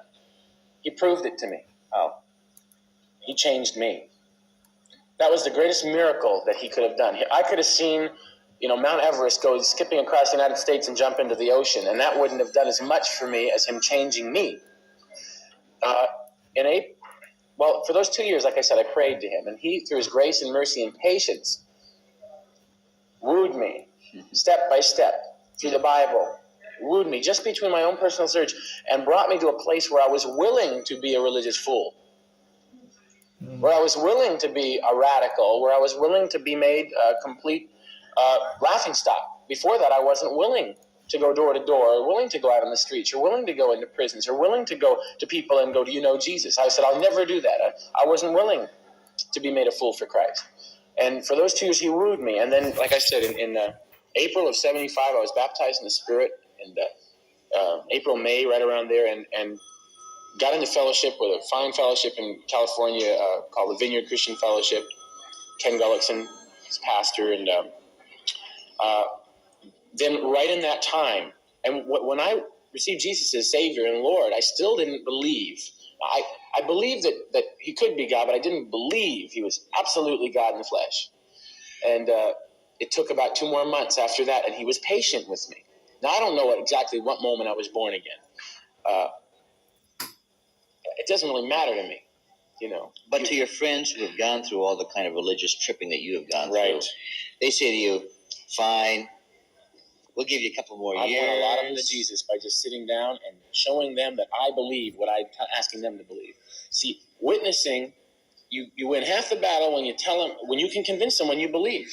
Mm-hmm. That's if you can't get someone to believe something that you can't convince them you don't believe. Keith, your pulpit, when you talk to young people like those, there were hundreds and hundreds there, but 150 of them came to give their lives to Jesus. Right. Your pulpit is the piano. Yes. We prayed for your voice. We just believe the Lord. How does it feel? Sounds good to me. Oh, yeah. I'm going to ask you, we've got, I don't know, maybe 5, 6, or 7 minutes through until the 1 hour break. We have to take a 1 hour break today. Would you just take that time right up to that break, and the floor manager will count you to the point where you got to quit, and go on over to that piano and just minister, give an invitation, do whatever you wish, Keith, and just talking to the young people, invite them to use the phones or whatever. You just feel free, because there is Keith Green's pulpit, the piano. Praise the Lord. Keith, just minister to us. So that really worked in the background play, I guess. So that was one of the testimonies from Keith Green, who died way too early. He also made the Catholic Chronicles, which after his death was taken away, although, the information is still out there. If just one, with just one. Well, there's four Catholic Chronicles in regards of it, and some people have put it up on the internet, but the ministry that Keith Green was running stopped selling these handouts. So of course the idea was that these handouts could be given out, and one of the ex-Catholics, ex-Papist, was actually saved by one of these, and he was talking about that he wanted more of these, and was told by the ministry that they didn't sell them anymore, and no one was allowed to take copies of them, and blah blah blah. And sadly, I haven't been able to actually get the physical ones. I want them on the internet, the direct. I don't care in regards. That's not the Keith Green would have liked these writings of his, of course. I think that was the very, very greatest that Keith Green ever did, was making the 4 Catholic Chronicles. But interestingly enough, he died in an airplane so-called accident. I think his plane was sabotaged. But you have another Christian, an SDA, that also died in an airplane accident, so-called accident. And we also, there was a woman that was said to have worked at the CIA and saying that they sabotaged his airplane. But it's hard to prove if his airplane was actually sabotaged or not. Some people will say it was because the airplane was too heavy and all that, so they couldn't get over the trees. It's kind of I think they murdered him. I think the CIA, Catholics in action, sabotaged his airplane, and thereby it crashed, and he died with some of his children, and then the Catholic Chronicles was taken off the market. Interestingly enough, why would they? So again, I guess they had a motive to murder him.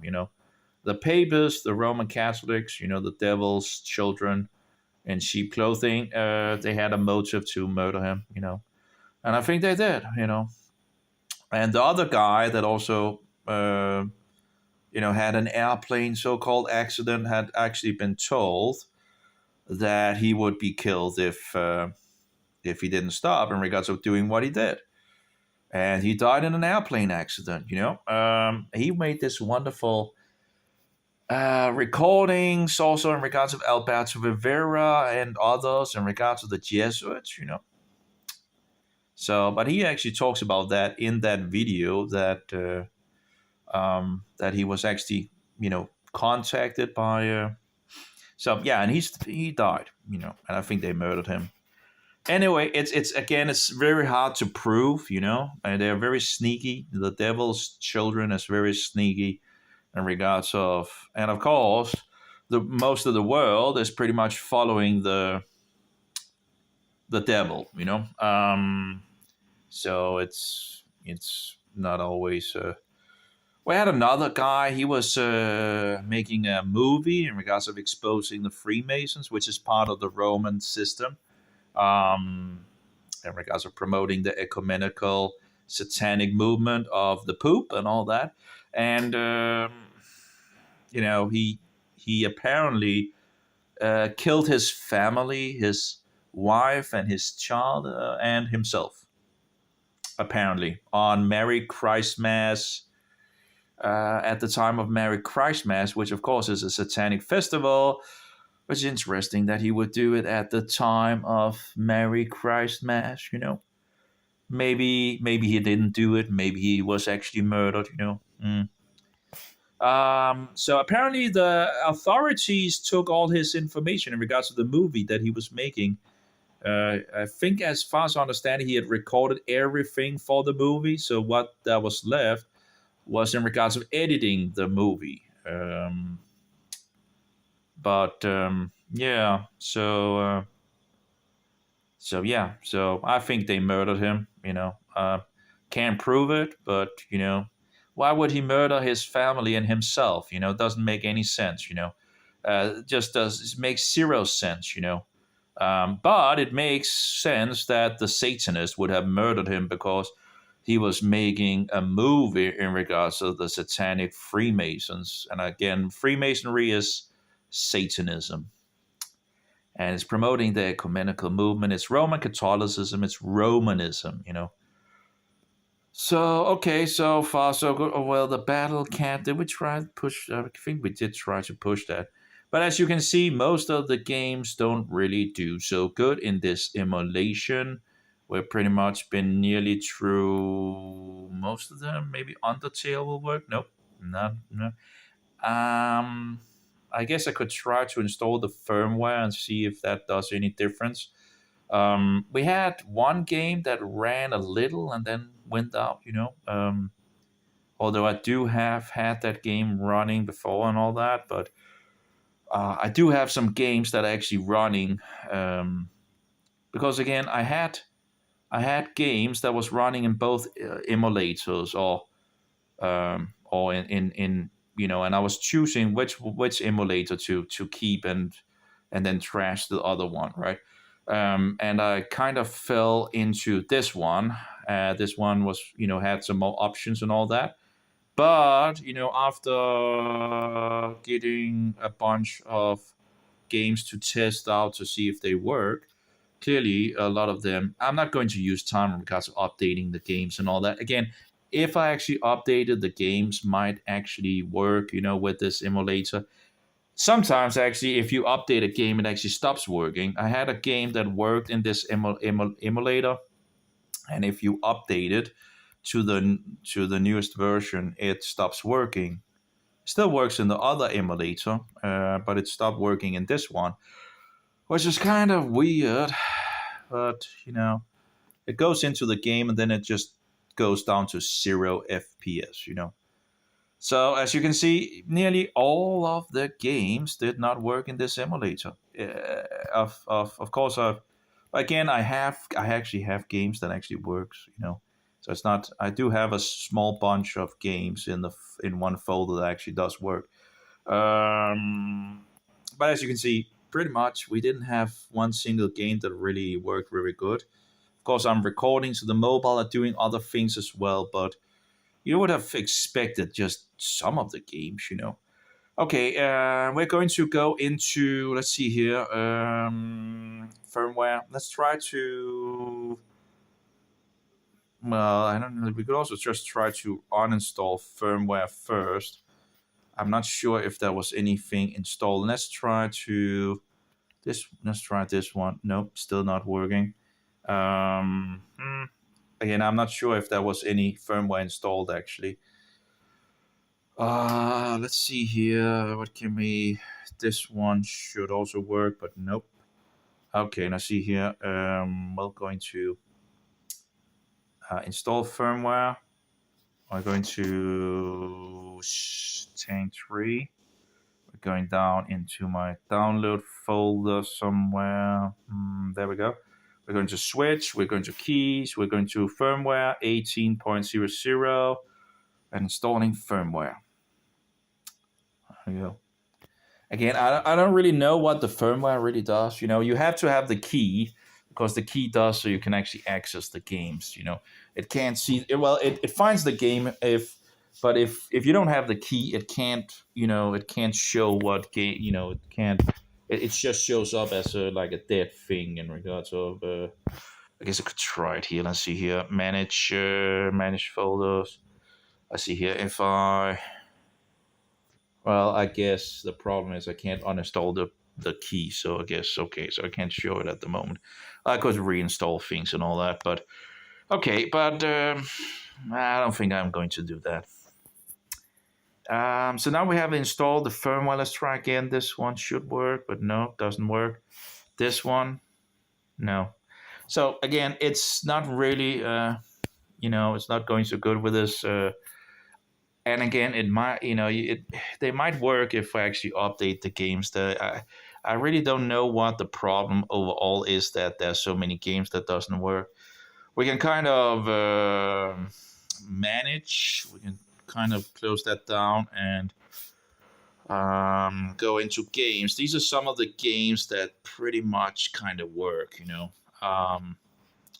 So like if we take this one, it should work. Let's see.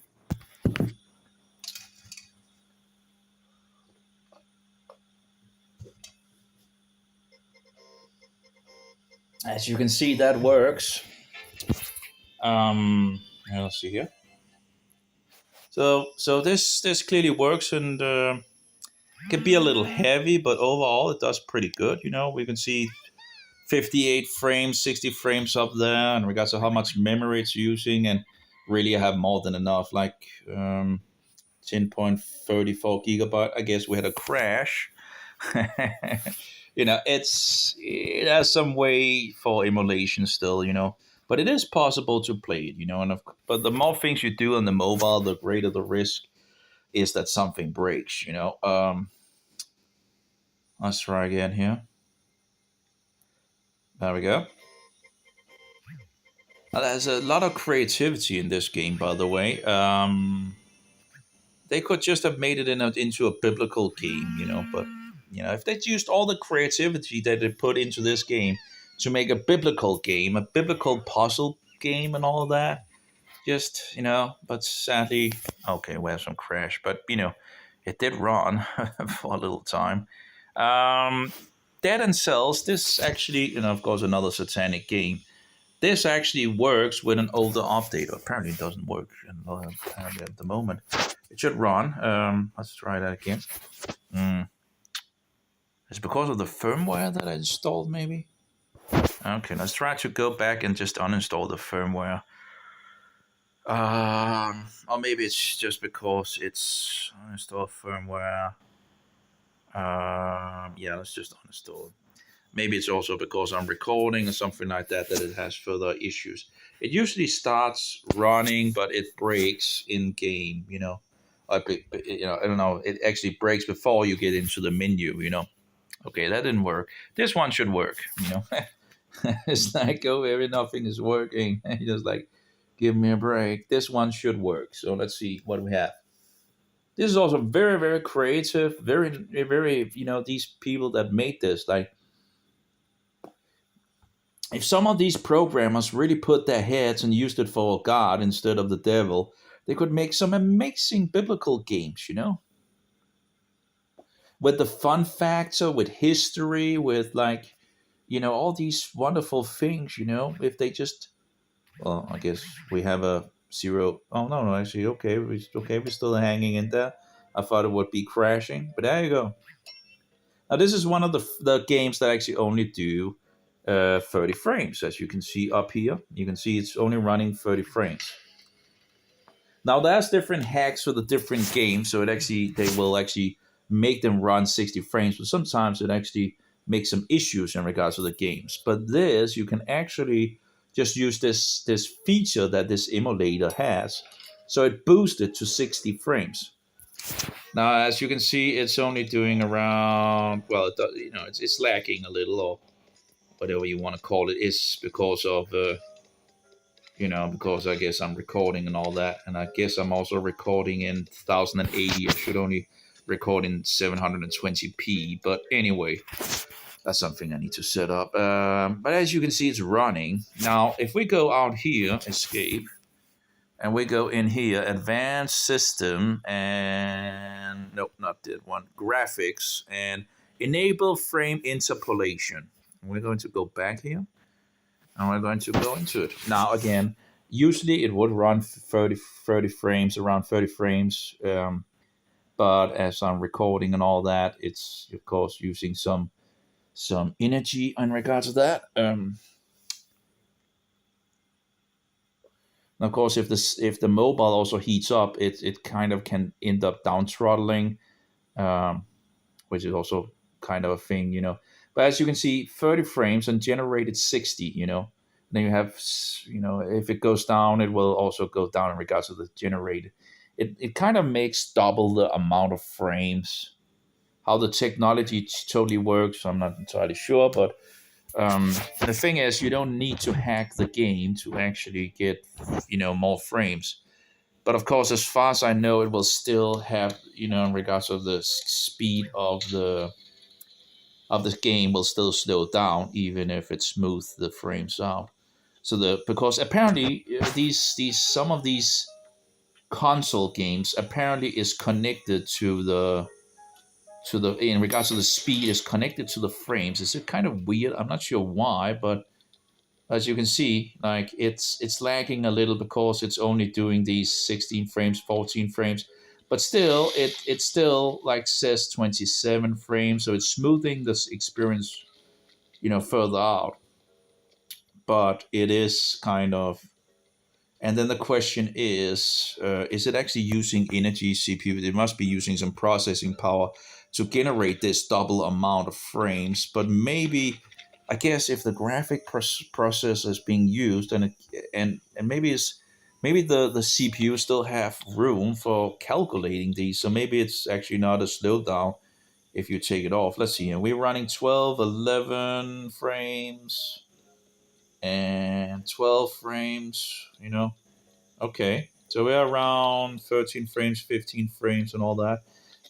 But it's generating of these, but it's still lacking. You can feel like it's not smooth. 9.8 and all that. But yeah, again, when it runs 30 frames and all that, and you wanted to maybe have 60 frames, it's a possibility to do this. Okay, so let's try to actually take it off here. Of course, when the mobiles are more powerful and all that, that will, of course, make things, but it's I must say, I must give them for the creativity. It's not totally a violent game. This thing, it still has some kind of, they very interesting creativity in regards to how they. It's nice to see that there's still some creativity out there. There's actually some programmers that does some creative stuff instead of just doing the same thing over and over and over again. It's kind of it has been interesting, some of the things. Let's see if it's going to run, or yeah, see. So the emulators do run in regards to some games. I don't know if I do something to these images that is not running. If I do something in regards of, maybe it's the empty space. Maybe there's a lot of empty space in these ROMs that it has issues with, or something like that. Maybe that's the problem with this emulator, that it can't handle that. There might be some empty space in the ROMs. That is because I think these are images from ROMs directly. So again, some of them are gigantic, like 64. I'm not sure if I actually have a 64 gigabyte ROM, but some of them are like 64 gigabyte. And as I understand it, lots of it is just empty space. So it might be the empty space that the emulator have issues with. I'm not entirely sure, but I could try to, to fix them first to an NSP, I think, and then back to an XCI or whatever. And I guess it doesn't really, but and then see if it actually takes off all the empty space, and maybe actually see if it actually can run.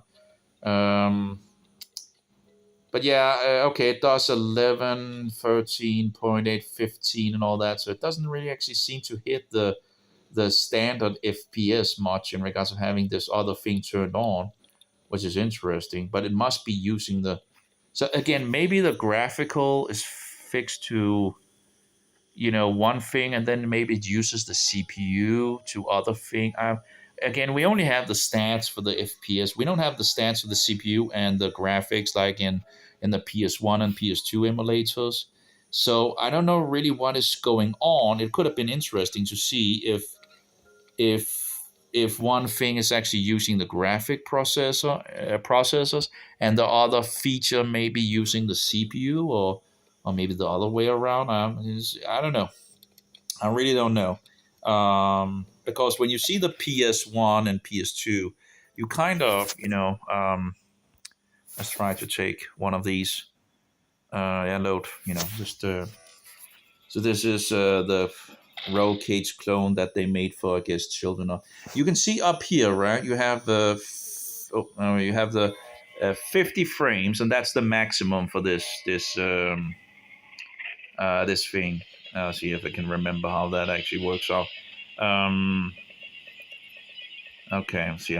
So you have like 50 frames, and you have the resolution. You have the MS, which I'm still not entirely sure what actually means, but I guess the closer they are together, the better it seems. If it lags a lot, it will be getting a lot larger. But you have the CPU right there. And actually, we can just do right here. We can go into options. And we're going to go here. Oh, no. Let's see if we can find it. Options. There we go. And we'll just boost this. Could actually have been nice if it would be easier than sitting here. And but let's make it very, very big. That should be... okay. There we go. Oh, that's much better.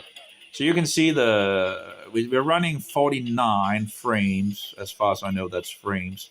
Not sure what the G thing is. It says 100%. That just means it's kind of running what it should. If it actually have a load down, it will go down. So you could actually just turn this off and have the 100% or have the percentage shown. Then you would be able to see how much it actually is, if it's running as it should. And of course, you want it to run 100% because you want it to run the speed that it actually, the correct speed, right? But anyway, here we have the satanic snake. Of course, the snake is a symbol of the devil. Oh, let's see. Oh, there we go. Yeah, it's kind of a weird game, this game, It has some crunch bang thing, like look at that car in the front, looks a little like roll cage, looks a little like roll cage, right? Roll cage car. And I guess this one that I'm driving doesn't look like roll cage. Like, look at that, it looks like a little like roll cage, right? I guess that's the closest one for the roll cage things and all that. But anyway, as you can see the CPU, how much the CPU is used and how much the GPU is used. But we don't have that in the Nintendo. As I don't know if there's a possibility to maybe setting it on or something like that. Maybe asking. Well, I guess I'm banned from that other place. I can ask in regards of YouTube, in regards of one of them. I can ask him in regards of if it's possible to what's it called, to actually fix it like these so you actually have the GPU and CPU, because it helps you to fine-tune the game in regards of settings and all that, and you can see what settings does this and what settings does another thing and all that. So yeah, I don't know, let's see. There we go. There doesn't seem to be any like speeding things in regards to this game. I don't know why they didn't fix any speeding like roll cage. As far as I know, there's no speeding boosters thing in regards of on the track itself. Besides these things where you can push and then it speeds you up. Can't remember what it's called, but anyway.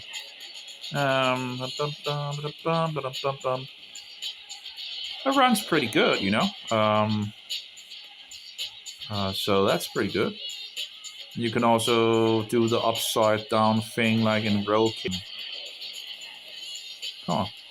It's like sometimes it's very hard to hit the buttons and all that, so that kind of doesn't make it easier. Oh, come on, there we go.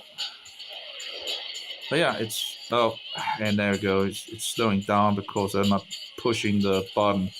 So it's kind of you can make the buttons a little bigger as well. I guess I apparently didn't do that, and now we kind of have. That's not good. Probably going to lose, but I guess the whole point was also in regards of seeing the CPU and the GPU, so you can see how much they actually used, how much you can actually boost things with setting things further up in regards of pushing there's a multitude of settings for these things. You go in here and you have the graphics and the system and interface. You have lots of things that you can put on and off. Here you can also boost the speed. But again, the problem is if you push the frames further upward, it will also make this game run faster. So it's not running as it should, if you actually boost the frames. It's not like a PC game where it runs the same speed, but you can boost the FPS. It's not like that, apparently. And here you have the resolution in regards to scaling. Now, of course, you don't need to go beyond, what your mobile can actually do. Of course, the smaller, the better for. You can see the CPU, how much it's used, and the graphics and all that. And you can put a lot of extra things and test it, and sometimes you can break the game. And then I had to, I did it with roll cage. I ended up needing to reset the settings because I did something that made it break. But yeah, so you have a lot of settings, a lot of things you can do and further fine tune if you want to do it. But again, as you can see, the CPU and the GPU. And you don't want the GPU to go to 100% because if it goes to 100%, then you get into issues with this up. And of course, as far as I know, the same with the CPU. You don't want these to go to 100%. And I guess the more they're also used, I guess the more heat they also will generate. Not entirely sure how that works out in regards of, even if it keeps the megahertz on the CPUs higher, it apparently still down throttles things. I don't know in regards to all the technology that is behind that and all that, but yeah, it would be nice to actually see that the shift emulators actually, because I would be able to then see, okay, the CPU, and I don't think there's any like these settings. No, I see here overlay options.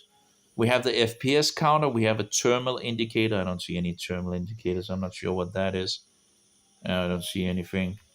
That's pretty much the only option. I think there is edit overlay, adjust overlay. You can just make the buttons bigger, which is nice, I guess.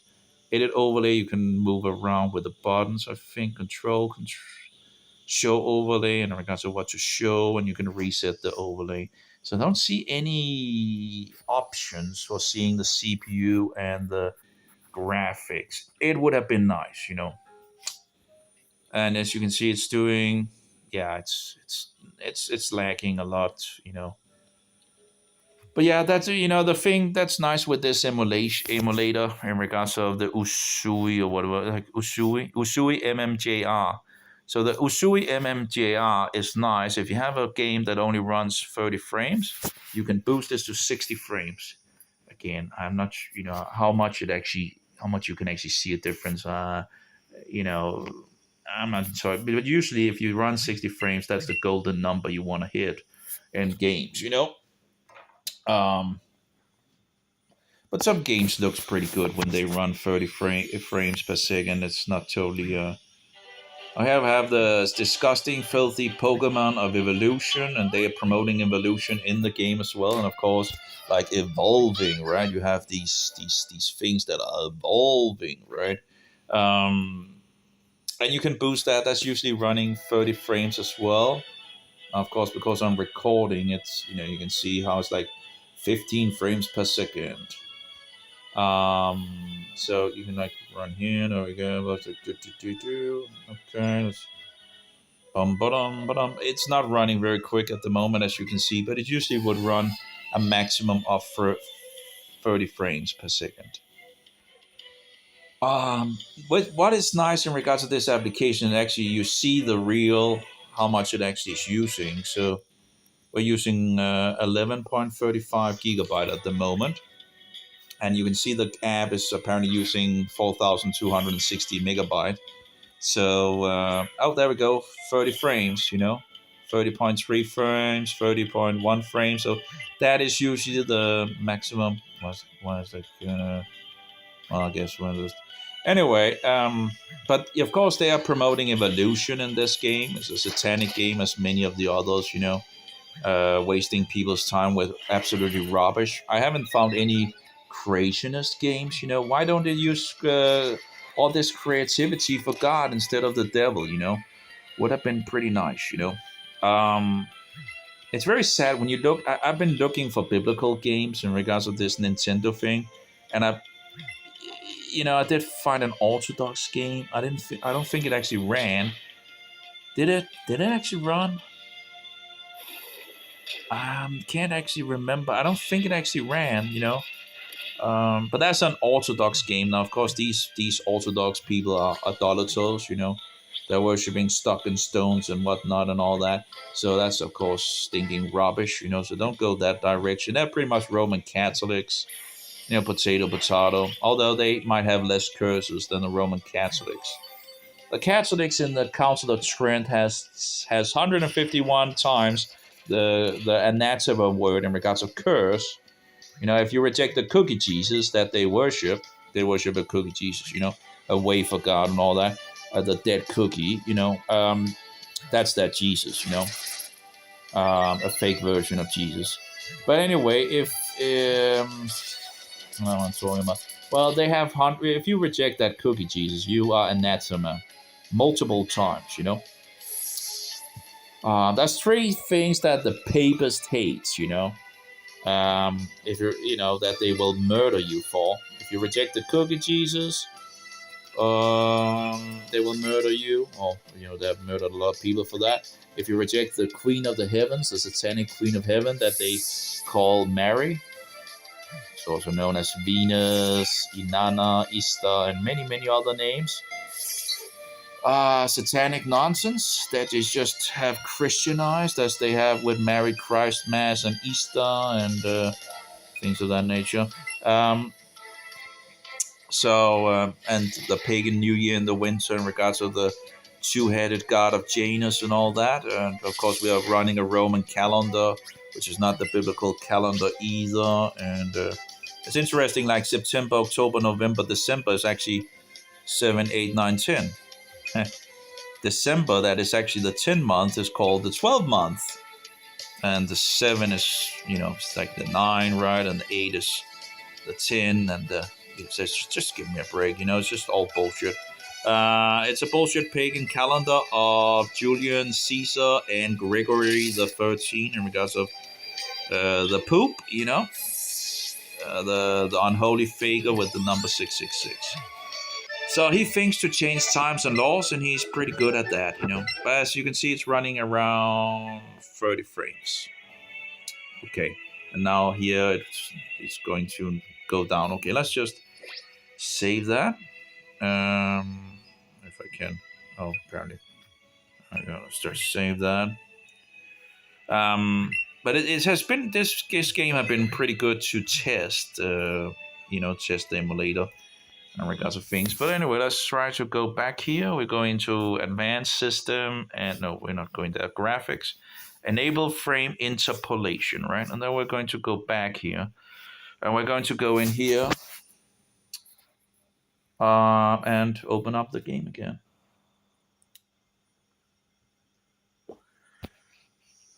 So, but yeah, it's full of satanic games. It's very sad, you know. But again, you can take the voice down or totally numb it down and have some biblical things running in the background, some sermons, some good stuff in the background. So you might get some fun factor while you're actually just listening to the Bible as well, you know. So at least you don't waste time totally, you know, with some kind of satanic nonsense. And if it's a game that doesn't use your brain much and all that, that's so much the better, because then you can actually listen into what is actually being spoken. I thought that car games would actually be a thing where it would, you know, where it would be. But apparently car games seem to use a lot of my brain, you know.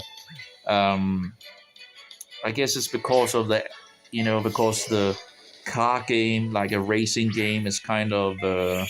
you have to, or you know, the brain has to calculate all the time. So that actually seems to be a little harder than games like where you just, I guess, sit here like this and just do whatever, you know. It just doesn't matter nearly what I do, because it's not very hard, this game, you know. It's just pretty much a nonsense game, pretty much. There's all sorts of weird stuff, you know, and usually you would have the standard Pokemon, whatever, that you get in the beginning, and you just, you know, pretty much take them all down. But of course, at some point, you know, it's yeah, well, anyway, it's what do you call it, resting at the moment or whatnot, you know. But yeah, it's not really a hard, you know, it's just, I guess it's a children game of, you know, training the children into evolution, believing in this rubbish of evolution, and satanic fairy tales and all that, apparently a lot of people love this Pokemon nonsense, but it is a nice game to test the emulator with because it seems to work pretty good. But you can see like it's running 29.5 frames or something of that nature, and then the generated frames is the double amount, so it should be more smooth. I'm not sure in regards of the live stream how much it actually is running with, but if we're running 30 frames or whatnot, I'm not entirely sure what it's actually set to. I think you can actually set it to, but might not. Well, let's just take one out like anyway. Look at this rubbish, like it's a fish, like you gotta be kidding me. That they could have made like some where children actually was learning about, animals or something, like real animals, just taking real animals from God's creation, and made like a battle game out of that or something like that, You have some cute little things, bears and, real animals, real, and then they would grow up to whatever, As you can see, my little thing here is fainted, apparently, it's called. Whatever, let's try this one. But usually I would just use the standard one and, not usual because I don't play that, But anyway, in regards of the testing of it. Okay, let's see here what this one can do. A crab, oh my, it's a crab. Well, I guess that's a real animal, Sand attack, quick attack. Let's just use the quick attack. Sounds like a good thing, right? I don't know. It's really, really hard to whatever. Blah blah blah blah. Let's try one. If there's some roasting thing, I guess we can try that as well. Bum, bum, bum, bum, bum, bum, bum, bum. Oh, like you have all these. Well, whatever. But as you can see up here, it's really actually would actually be nice if you actually had the CPU and the graphics, data on it. So you can actually see if it's how much the CPU is working compared to the GPU, and also see what it actually is because it might actually not have any effect really on the FPS, the standard FPS. So it might not be bad to have it. I would still think that it actually would, it must be using some power somewhere. So it probably could maybe heat things a little more up, than. But I don't know. Oh, this is. Oh, it's heat. Okay, apparently some. I thought it would be something in regards to that. Okay, yeah, okay. Okay, and I just played with the standard. Oh, and apparently it's still under his head, while it's fainting. Okay, so it's fainted, but it's on his head, So I guess that makes zero sense, But yeah, so instead of actually hacking the game itself to make it like run 60 frames, you can just use this emulator if the game works, of course. As I understand it, this is kind of in a testing period thing and all that that they're trying to do, and they're working on it. But I guess I'm not banned from that guy's YouTube, so I guess I can just go and talk to him and ask him in regards to this, because he also understands like 400. And, you actually have how much the game is actually using, right? So you can. Some of the other emulators just says how much is left, as far as I recall, how much is left of RAM on the mobile. It's just like I want to know how much the game is using, right? So anyway, you can also release the FPS so it runs quicker, so it runs like a maximum, as it how much it can run. And you can get up to, well, I've been over 100 frames, I guess. Standard frames, I think. And what is this kind of, I'm a Pokemon. No, I mean, blah, blah, blah. I'm Bill. Call me Bill. I'm a true blue Pokemon fanatic. Whatever. And I think also this is like probably also something that promotes the fury nonsense of people believing that they are animals running around and playing animals and all the LGBT nonsense. So again, it's like normalizing satanic nonsense to children, you know. Like we have a huge, you know, if they just made real biblical, true games, you know, true in regards to historical truth, instead of all this evolution satanic stuff, you know, think about how much the children really could learn. But I guess that's the whole point of it all, to train them into satanic nonsense so they never question things, you know. It's very sad. Um, it's a deeply satanic world we live in, you know. There's so much lies and deception. The more truth you know, the more you find out that this world is deeply satanic. And there are liars, there's so many liars in this world, you know. So many deceptions, and the problem is you don't see it because you were still in the lie and in the darkness. It's because you believe that it's true, all these lies and deceptions that is being promoted. Now some people just don't know about it and have been fooled by these, and some people know about it but still continue to promote these satanic filthy things. Now, and by the way, now have released the game from just doing whatever it can produce in regards to frames per second and all that. And here you can see the game will also run faster when it then generates more. Now, of course, on recording and all that, of course takes some juice out of the, you know, the CPU and all that, and the graphical thing, I guess. So, but it will now do whatever it can, you know. So if it runs a lot of frames, it will speed up the game as well. So let's see here, this one. I haven't really. I've just collected a lot of things and not, you know, and it's like it's not a hard game, that's for sure. It's just, if anything, I would rather play Zelda, but Zelda didn't. Well, it did work somewhat, but there was some graphic issues. The first, I think it's the first Zelda game. I played that on Game Boy and all that, and they made like an upgrade for that, and actually it looked pretty good in regards of things. But some graphical issues with that, so that didn't really work out, you know. So I was kind of.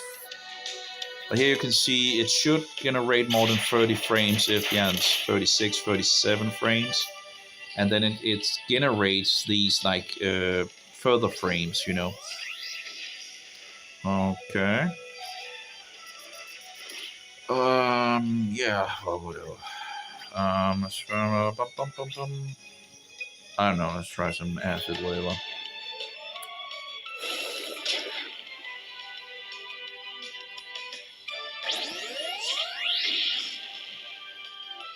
Well, I guess they're not flat earthers, you know. It's looked like the it was round, right? You know. So at least they're not flat earthers, you know. So far, so good. Oh, wow, this flat earth nonsense, you know. As you can still see, the FPS is higher than 30 frames, so that will be higher than, and then it generates the double amount. But again, you know, it doesn't really, you know, it doesn't make any sense when it's. If you're just doing 60 frames, that's a smooth spot, sweet spot, you know. Oh no, that was like heating, right? Quick attack, whatever. Let's just yeah.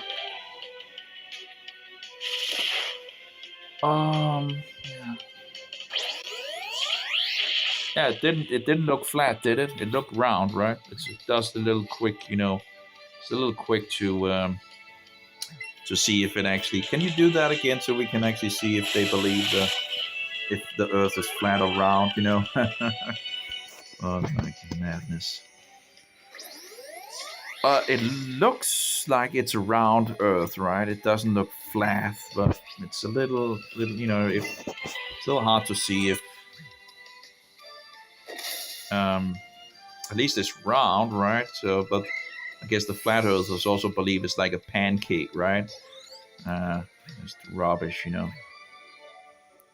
Am I the one who was blah blah blah blah. Whatever. Blah blah blah blah blah. Yeah, blah blah.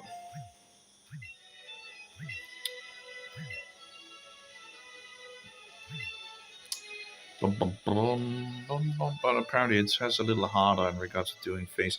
There was also something to apparently be done in regards to that other thing, but I didn't really do that. Just, of course, just trying to test this thing out. Well, anyway, I guess we can. It's like 13.5 frames, and then it generates further. But yeah, that's an interesting technology, I guess, and I guess they're still testing it. I guess, can we like go in here or something like that? No, I didn't read what he actually wanted us to do, I guess. Or what that little thing, mission, whatever. Okay, so I guess you... well, I should get in there. Don't mess this up, okay? Well, whatever. Blah, blah, blah, blah, blah, blah, blah, blah, blah, blah. Okay, there we go. 40 frames!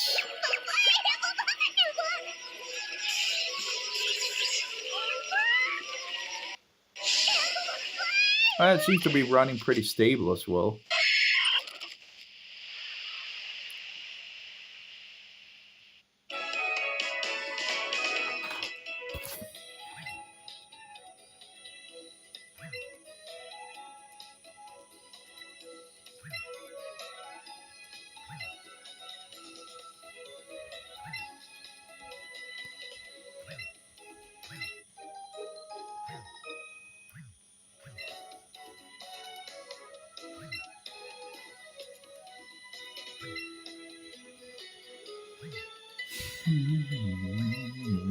So apparently some tickets for something. Anyway, so far so good.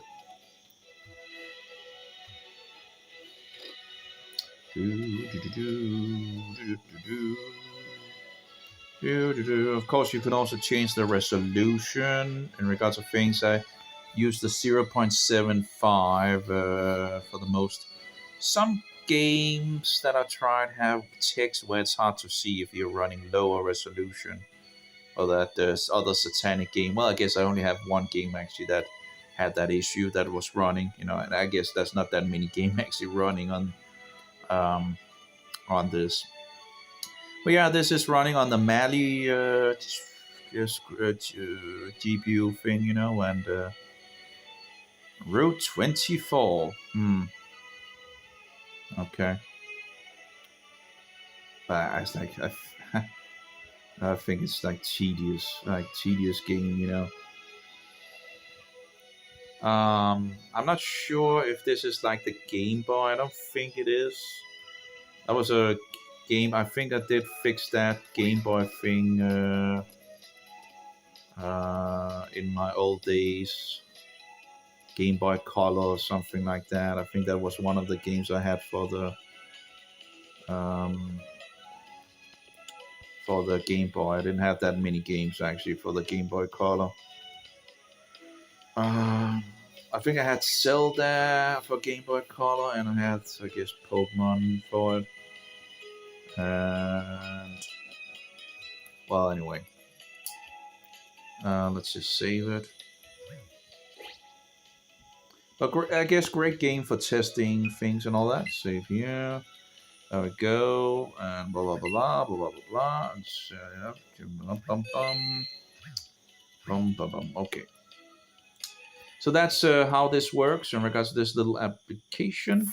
So you can see that works pretty good in regards to this. But as you could see, that a lot of games don't work on this.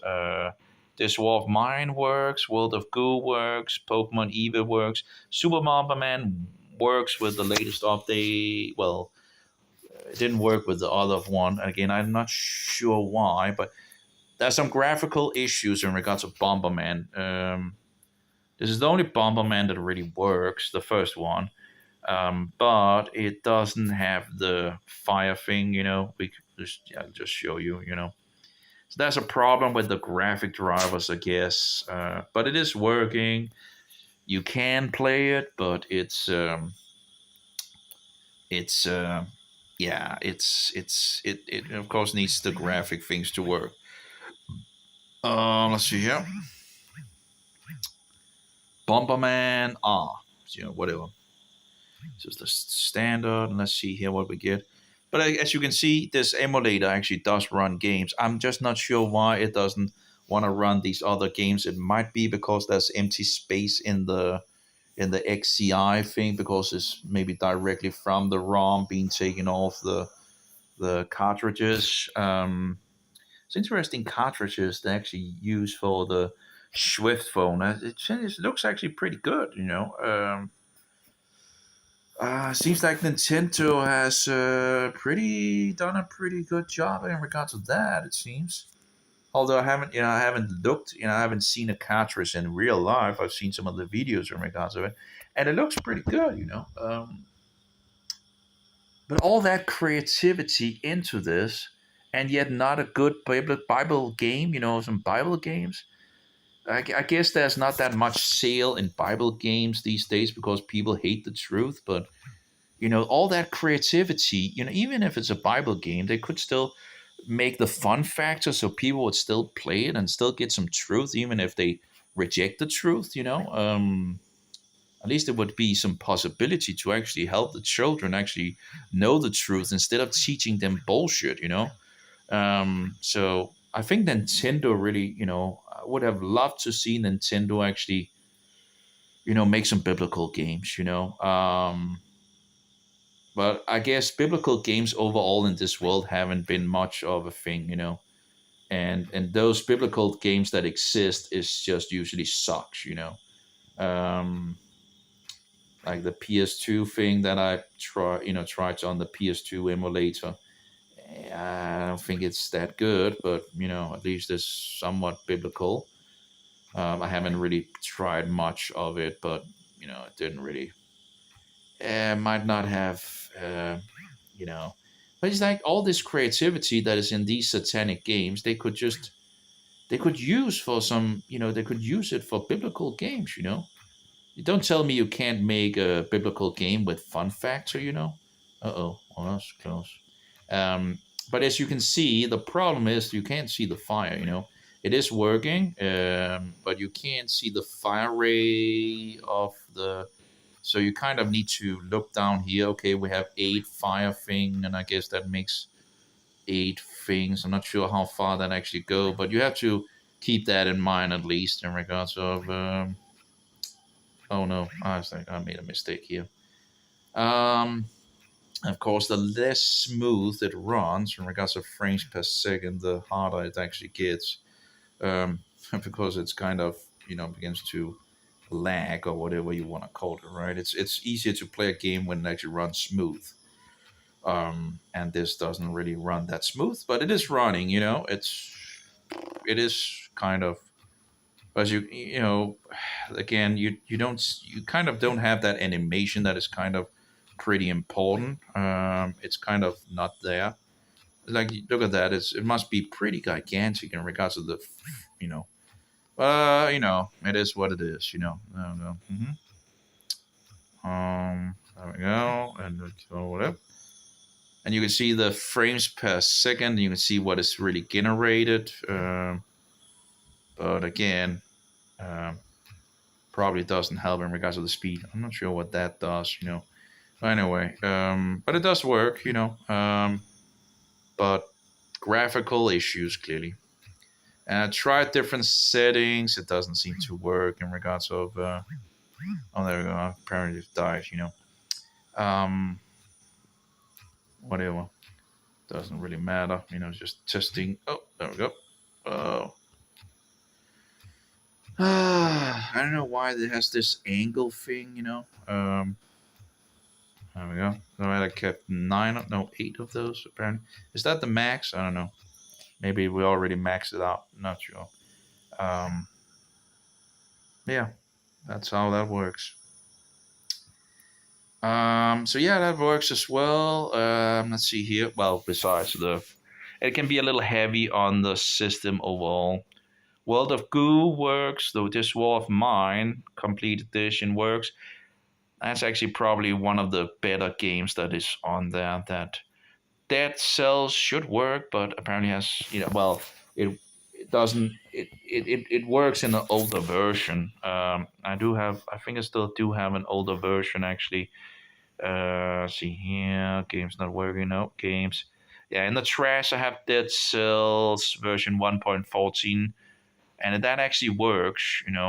We can just try to actually move that over here. Well, I'm not sure if it works at the moment, but which if we go over here, fix this one. Let's see here which version this is. Okay, this one. Let's try that. Let's see if it. Now maybe it still takes the update from the other. Okay, this actually, yeah, as you can see, it works. Although the save game won't be able to be attracted because it's already made a save game with a newer version. But let's see. Usually, it will, after pushing A, it will probably the other version usually, stops working. But this works. Okay. So that's a problem with the newer version apparently. Although it does run in the other emulator.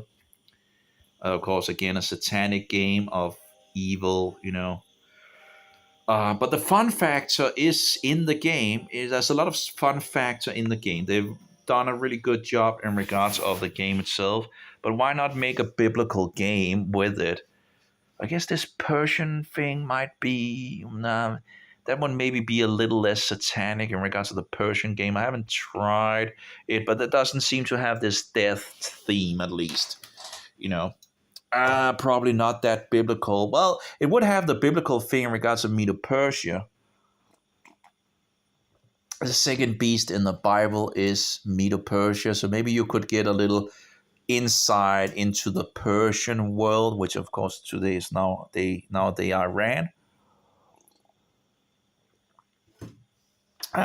So maybe you could get some Persian, because the last beast is having Persian characteristics. It walks. Let's see here. It walks on bare feet. So now the Persian walks on Persian stuff and all that. Anyway, that's the beast of the number 666. Captain Toad, I think, is a very nice game with a lot of creativity.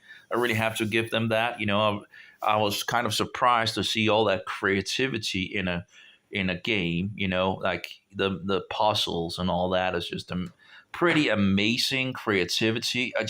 If they just used it for the biblical things, if someone could convert all the Nintendo people into Christianity, so we could get some Christian gaming and all that, that could be very nice. Don't tell me you can't make a Christian game that actually has some fun facts. Electrician Simulator works, but I haven't really done much in regards of, if you want to be a electrician, I guess that's the way to. Well, I guess you could maybe get a little. I haven't really gotten, but it works. As far as I could see. If I should take some favorite games, I guess it would be, well, Captain Toad has, I think, been. That was pretty cool. That was a pretty cool game, I think, and then also it does pretty good in regards of, and you have puzzle piece and you can move the camera around. I think that was and it's not that violent. It's kind of, it does have a little, but overall it's kind of it's not too violent. It's not too dark, or like Dead Cells is like, it feels very satanic, very dark and all that. But it does have the fun factor for sure. It does seem to have a good amount of fun factor, and this War of Mine is so in regards to surviving, like I guess like what the Ukrainians, like the Ukrainians are today. It's kind of interesting that this game was actually, because you're thinking like, okay, this seems like to be like Eastern Europe thing and all that, and I guess that would actually be fitting for. Let's just open it up. It would be fitting for what is happening in Ukraine at the moment in regards of surviving through war and all that. So you're kind of looking for food and protecting yourself and all that. having different endings and all that. It has a, although the loading time is kind of the longest I've tried for any game that actually works. So you actually have to wait a little for it. You would think that maybe it's stalled or something like that, but it actually does work. So, and those who made this game also, you really have to give them credit for that was a very, having some variation in regards to the game and having some creativity as well.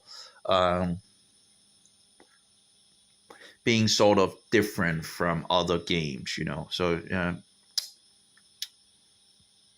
so that wasn't totally bad, and it fixes you into a real life position, and you also have some emotional attachment.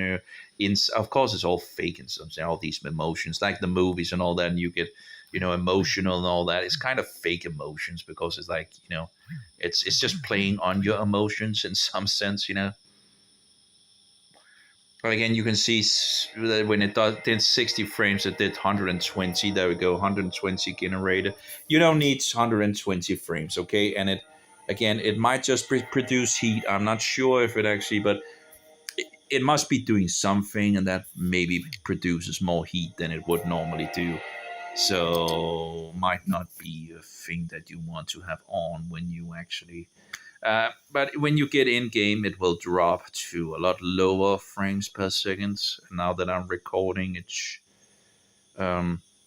we're still recording, hopefully, it should go lower. It does seem to still be running, at least here. So we can just check the. Oh, there we go. Here, and see here if it's still. Oops, should be still working. Where are we?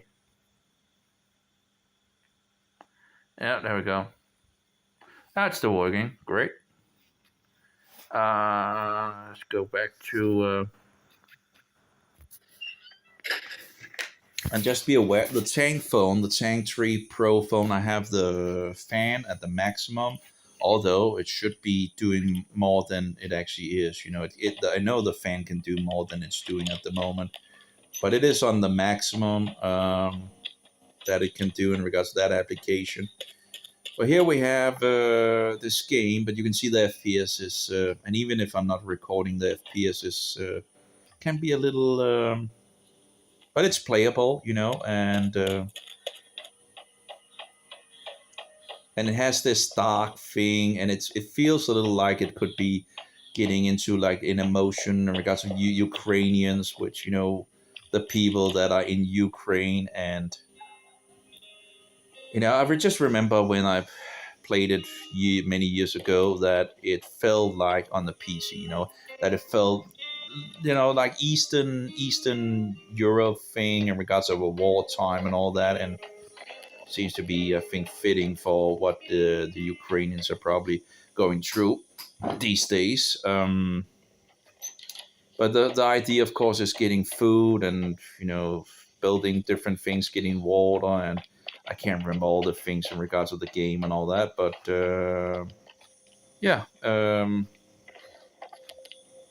that's how. It is a little heavy on the she's like 70 frames per second and all that. Again, when I'm not recording, it would do a little better, and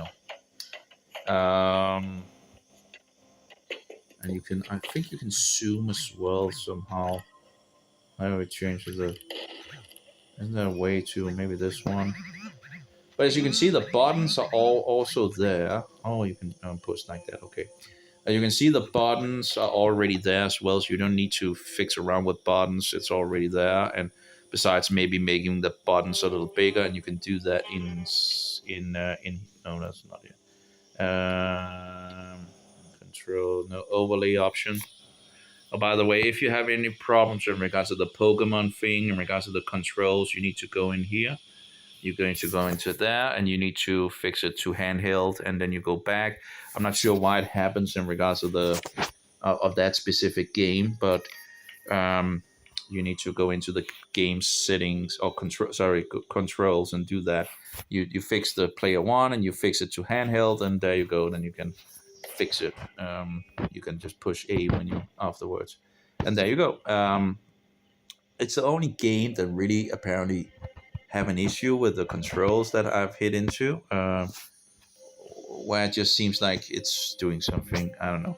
Anyway, in the overlay option, in regards of adjust overlay, you can adjust the scale in regards to the buttons and all that, and you can make them a little bigger so it's a little easier to actually, hit them and all that, and there you go. But yeah, as you can see, like it doesn't, the frames are going down. Just run here. 14.4, 14. Yeah, again, it could be interesting to see the graphical and the CPU, how much is actually being used and how much you could boost different things if you want to fine tune further things and all that. It's an interesting game as well. Feels a little like more like what you really could become in a situation in regards to wartime. Like, again, the Ukrainians, how they, how the civilian are actually in this position of, in regards to war and all that, where you might not have electricity or water or food and all that. Anyway, yeah. So, I think we didn't try World of Goo. We didn't try World of Goo, we can try that as well. This, of course, is an old game as well. An old PC game, as far as I recall. Oh, well, apparently it crashed again. That's how it is sometimes. Things tend to crash, then you open it up again and all that. I guess some stability things are also kind of an issue. I'm not sure if, I think this probably it can be played without the buttons and all that. So I guess you would need to remove these menu things here and all that. And I guess you can do that and specifically for the game. I haven't, but it's just more like a puzzle game where you have these things and so it's kind of peaceful. But you just have this puzzle thing and you need to save as many of these black spots here, and then you can use them for. Oh, I was like, see if we can get a red one, and then you put the. That was a little too. There we go. So I'm gonna get that a little further down. There we go. Okay, so you build like a bridge like this, and again the controls are a little in the way. Okay, let's see if we can get one of the red ones. So that's also like a little different game than, I guess, one of these India games, where you still have some programmers trying to kind of make a little different game. Okay, let's see here. There we go. So you kind of have at the bottom and at the top, you kind of have these things that you don't want to, don't want to hit into. Oh no! Oh my! We're nearly there. So that's how you kind of, I wonder if the red ones will suck in as well. Apparently not the red ones. Okay, so you could maybe here controls. Okay, let's see here, game controls overlay option. I'm not sure if that actually will do it in show overlay. Let's try that. There we go. That worked. So apparently you just push, show overlay off, although I'm not sure if it will then do it in every single game, or if you. But yeah, so apparently this just push like the screen here. There's also a very creativity. At least it has some kind of difference than most games. You have puzzles. Pretty nice India game. That I guess has kind of become like a classic in some sense. At least it's still going strong. Oh. Uh-oh. Why is they jumping into the... Oh, I don't know. But anyway, okay. How does this work? I don't know. Okay. So I guess we need to go up there, but we have to be careful in regards to that thing. Okay. Uh-oh.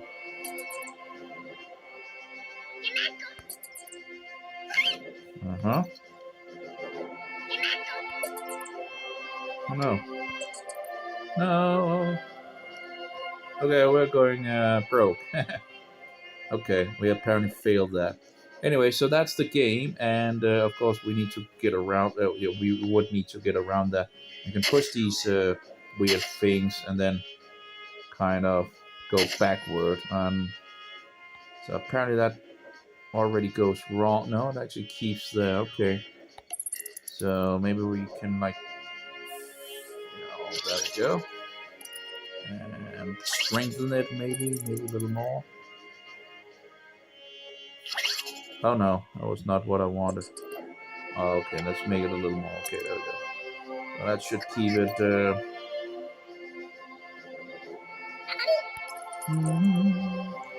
Oh, what was that game called in regards of? Oh, I think we maybe do that. Oh. What was that game called? And like a bridge build or something like that. Apparently. Okay.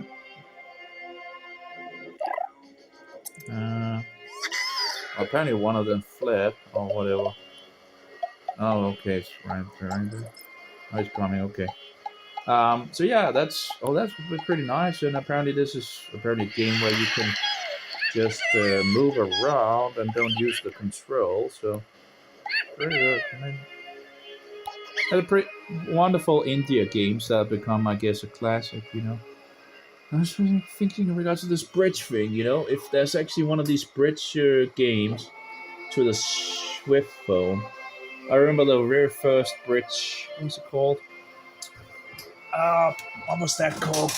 Building a bridge in a train game, you know? That's different, that's non-violent as well, sort of, you know? Like, building a bridge. Building a bridge, train. It was like engineering game. What's it called? Bridge building, bridge. It's called something. It's like bridge construction. I guess it's also on the. I guess there's different ones for Android as well directly. Of course, now we're doing emulations and trying Bridge 2. Was it just called Bridge? No. Yes, Bridge game. See here, pictures. No, that's apparently a PC game. That's an old PC game. That was a very, very, very old game of bridge. Now today there's a lot of different bridge games apparently. What was that called? Punt something with P or something like that. Bridge, the construction game review. Maybe it was called Bridge Constructor. I'm not sure. Bridge Constructor. Well, there's so many of these games these days, and I just played the first one long time ago. Which was less complicated. Well, there's still complexity.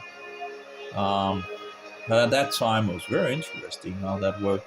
Bridge construction game for that. Okay, because that would be non-violent. Oh well. Anyway, there you go. And you can also see it does pretty good in regards to the frames, 60 frames, generated 120, even if we're recording and all that. And we can probably do the resolution a little up, but it does look pretty good. Just it just still looks pretty good, you know. But you could probably push the resolution upward, you know. And nice. Yeah, okay. But I do wonder if the control is then taken off from the others, but I guess you can just activate again. Let's just try the last one and see if the controls are there or if I need to put it on. But sometimes you can do different settings for different games. Maybe you can actually just push on it actually in the beginning. Actually, it's like, let's go back here and see here, like settings, edit specific settings. I'm not sure if there's any in regards to the control, but save setting, maybe there's nothing in regards to that. No, but there's some graphic things. Like, for example, I guess if I went down here and in regards to the specific settings for this, I could say, well, the graphics, I wanted to boost it to 1 time or something like that. And then, well, let's just use the global setting here. But, so you could specify specific things for a specific game, But anyway, let's try the electrician simulator. I think it was called something like the first bridge building game. Let's see, and the first bridge building game for PC in the 90s or something like that. Anyone know where you can? Let's see here. Okay, I think we found maybe the first one. Anyone know where you can download or buy the old bridge builder game? Apparently there's no responses. I can't remember the name of that old game. I remember like that you had the number 2 and number 3. There's a company that built, I guess, Bridge Builder that also had the oldest game of that. Again, that was be very, very, very old, but it was like, and it wasn't graphical, beautiful, or anything like that, but it was still interesting to see if your train would actually go over the bridge, right? Non-violent, besides actually but yeah, it seems like I need to set the thing on again to actually have so electrician simulator apparently. Yeah, we have to have controls. No, overlay option. There we go. Show overlay. There we go. So, do you want to start? I'll just say no. Okay. We can maybe load a game or nope, we can't. Apparently, there's no continue. Okay, there's apparently only one way to. Okay. I don't know if it's good or anything like that. I just found it interesting that it, okay, an electrician game. Okay. And maybe it's a U.S. electrician. I'm not entirely sure. Might not run totally. Well, I'll see here. Yeah, welcome, blah blah blah. Yes, okay. Blah blah blah blah blah blah blah blah blah. And you apparently should be able to move around with. Oh, you can jump, okay, and then you can move around. Yeah, I don't know if this is any. Why is that Halloween nonsense? I don't remember the Halloween nonsense. Is it the time for the Satanic Festival of Halloween these days? I guess it might be the case, and maybe that's why there's Halloween nonsense. That's another satanic festival, of course. It shouldn't be that difficult to see. But maybe I guess it's Halloween, close to Halloween or something like that. I don't remember the game actually having this, look at this, like satanic evil, and of course the traditions of this festival is also deeply, paganism, Satanism is all over the world. And people just love all that garbage. The real festivals, the real Christian festivals of God is found in the Bible in the first 5 books of Moses and the rest of the Bibles where they're actually keeping them. And of course, these were the festivals that Jesus was actually keeping. Hanukkah and Purim is actually not the divine festivals, just to be aware of that. The Jews are keeping Hanukkah and Purim, but that's actually not biblical. in regards to the 5 books of Moses. But you have Passover, 7 days of unleavened bread, counting to Shavuot. You have in the fall fest, that was the spring festivals. You have the fall festivals of trumpet in the 7th month, and Day of Atonement. It's a 10-day festival overall. And then you have the festival of Sukkot, which is 7 days, and then you have the last great day, which is also kind of attached to it, which is the 8th day.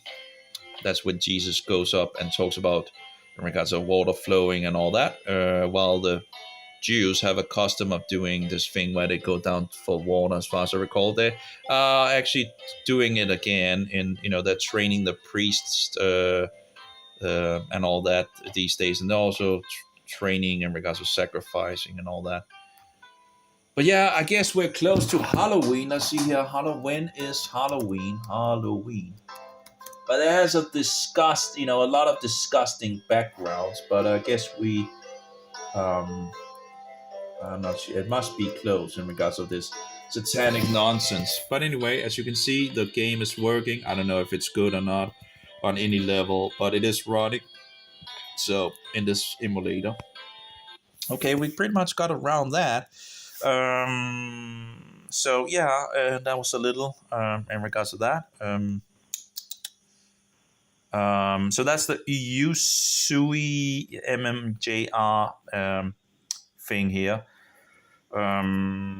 Yeah, okay, and let's go with this one. I can't remember if this was the original and 2.2 version where they tried to boost the processor and all that. And again, if you're not rooted, there's different versions that he's putting out in regards of this Nyushu and all that. And the problem is some people have problems with overheating and all that. I guess this mobile I have here kind of have a fan, so I can kind of turn it on and all that. So that, of course, and it's also 700 grams, so it's kind of a biggie. So it takes a little time for it to heat up, actually. But it is getting, you can see here in regards of the heat. The heat is CPU temp is 63 Celsius at the moment. I can feel like it's getting hotter, 62, 63 and all that. You do also have, in regards to the CPU temp, no, that's not it. Oh, that's in regards of the clusters. You have 3 clusters. You can see how much is doing 2000 megahertz or 450 megahertz. And when it goes into the emulators, when you have set it to conservative on this mobile, it does very good and it's actually boosting the megahertz. And when you go out, it drops it, so very nice. If you do the performance, it's just max, with the performance here, governor, it just maxes out the CPU, which produces a lot of heat. And that also is like doing it when you go out of the emulators, and of course then you don't need it. So the conservative is absolutely the best option I have on this mobile. In regards of Linux, you can have a multitude of governors, but on this mobile I only have 5, and it's clearly the conservative that is the very best. I've tested them all. So if you have a phone like me, in regards to a power tank, as we call a Tank 3 Pro, well, that seems to be the way to go. I'm on an Android 14. There's also an Android 13. I'm not sure if they have the same governors and all that. I'm pretty much only on the Android 14, so I can only speak from there. There should be some, in regards to the heating, temperature, here we go. You can see lots of temperature statistic. I did look for an application that actually could measure, you could actually see a kind of a, scale thing over time in regards of, but it couldn't record it. Yeah, I found one application that actually could do it, but it wouldn't, if you hadn't paid for it, you couldn't see it wouldn't run when you were outside of the application. So it would only run when you were inside the application. It's kind of, and I can't buy anything, pay anything anymore in regards of the internet and all that, because I've rejected the new digital nonsense and tyrannic evil and all that. So I can't buy it. So I just deleted it again. I don't know what I tried different applications to see if I could find something. I just didn't find. I only found this specific one, which apparently didn't. They wouldn't allow you to test it out apparently or check it out in regards to the background. So it only worked when you were inside the application. So that's kind of. It would have been nice if I could actually see the heating. There must be some application that does it, but let's see. I didn't really like CPU temp graph. Yeah, so I searched on it before. That would be like a CPU monitor graphing. The only thing I found that actually did it was I can't even find the application apparently. But there might exist some application of maybe also in F-Droid maybe. Let's see here. CPU temp graph. Nope. Maybe just temperature. Must be someone that made like an application that can check the temp monitor shows log. Let's see here. Simple Android application that shows hardware temperature, but I want a graph, there must be some application. Like here you don't see this one I tried, but you have the usage curve, but you don't have the temperature graph. Again, I only found one application that kind of did what I wanted, but it didn't because it's a paid application, you couldn't it didn't really function as I wanted. So I couldn't if I actually had the game that it measured things and you could go into the game and then you could go out and actually see how it actually would have responded in regards to the temperature. Could have been nice. There must be something that exists, Well, here we have a graph, but this is a usage graph. It's not a temperature graph. So again, I only found one application, and that you needed to pay for to get any results. There must be some application out there that does do a graph. CPU stats, nope.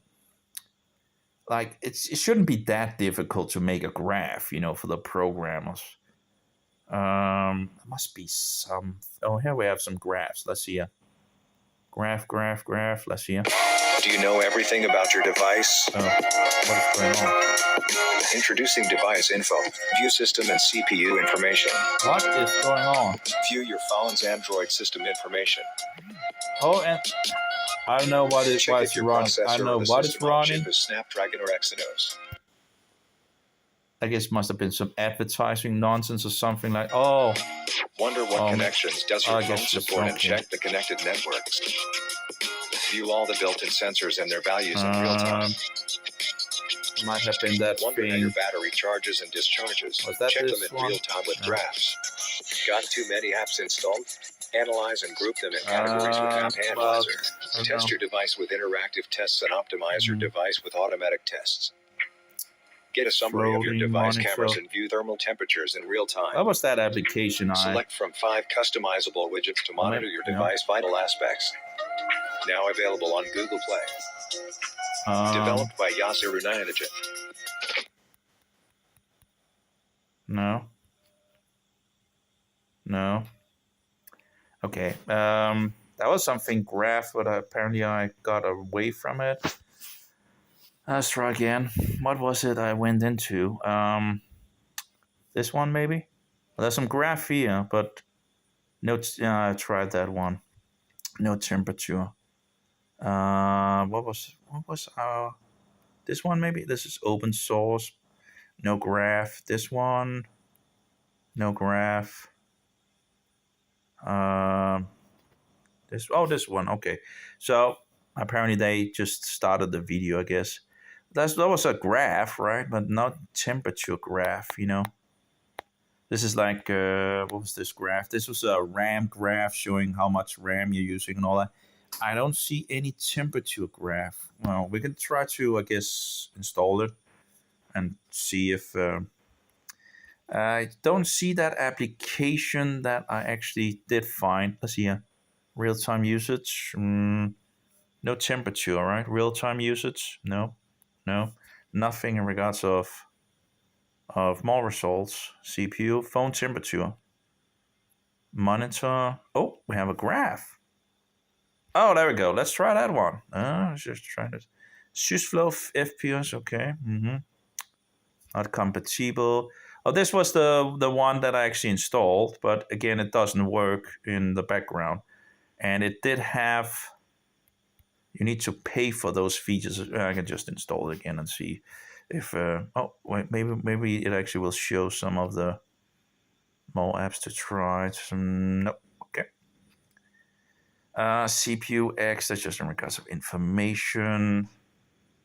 CPU activity. Oh, here's here.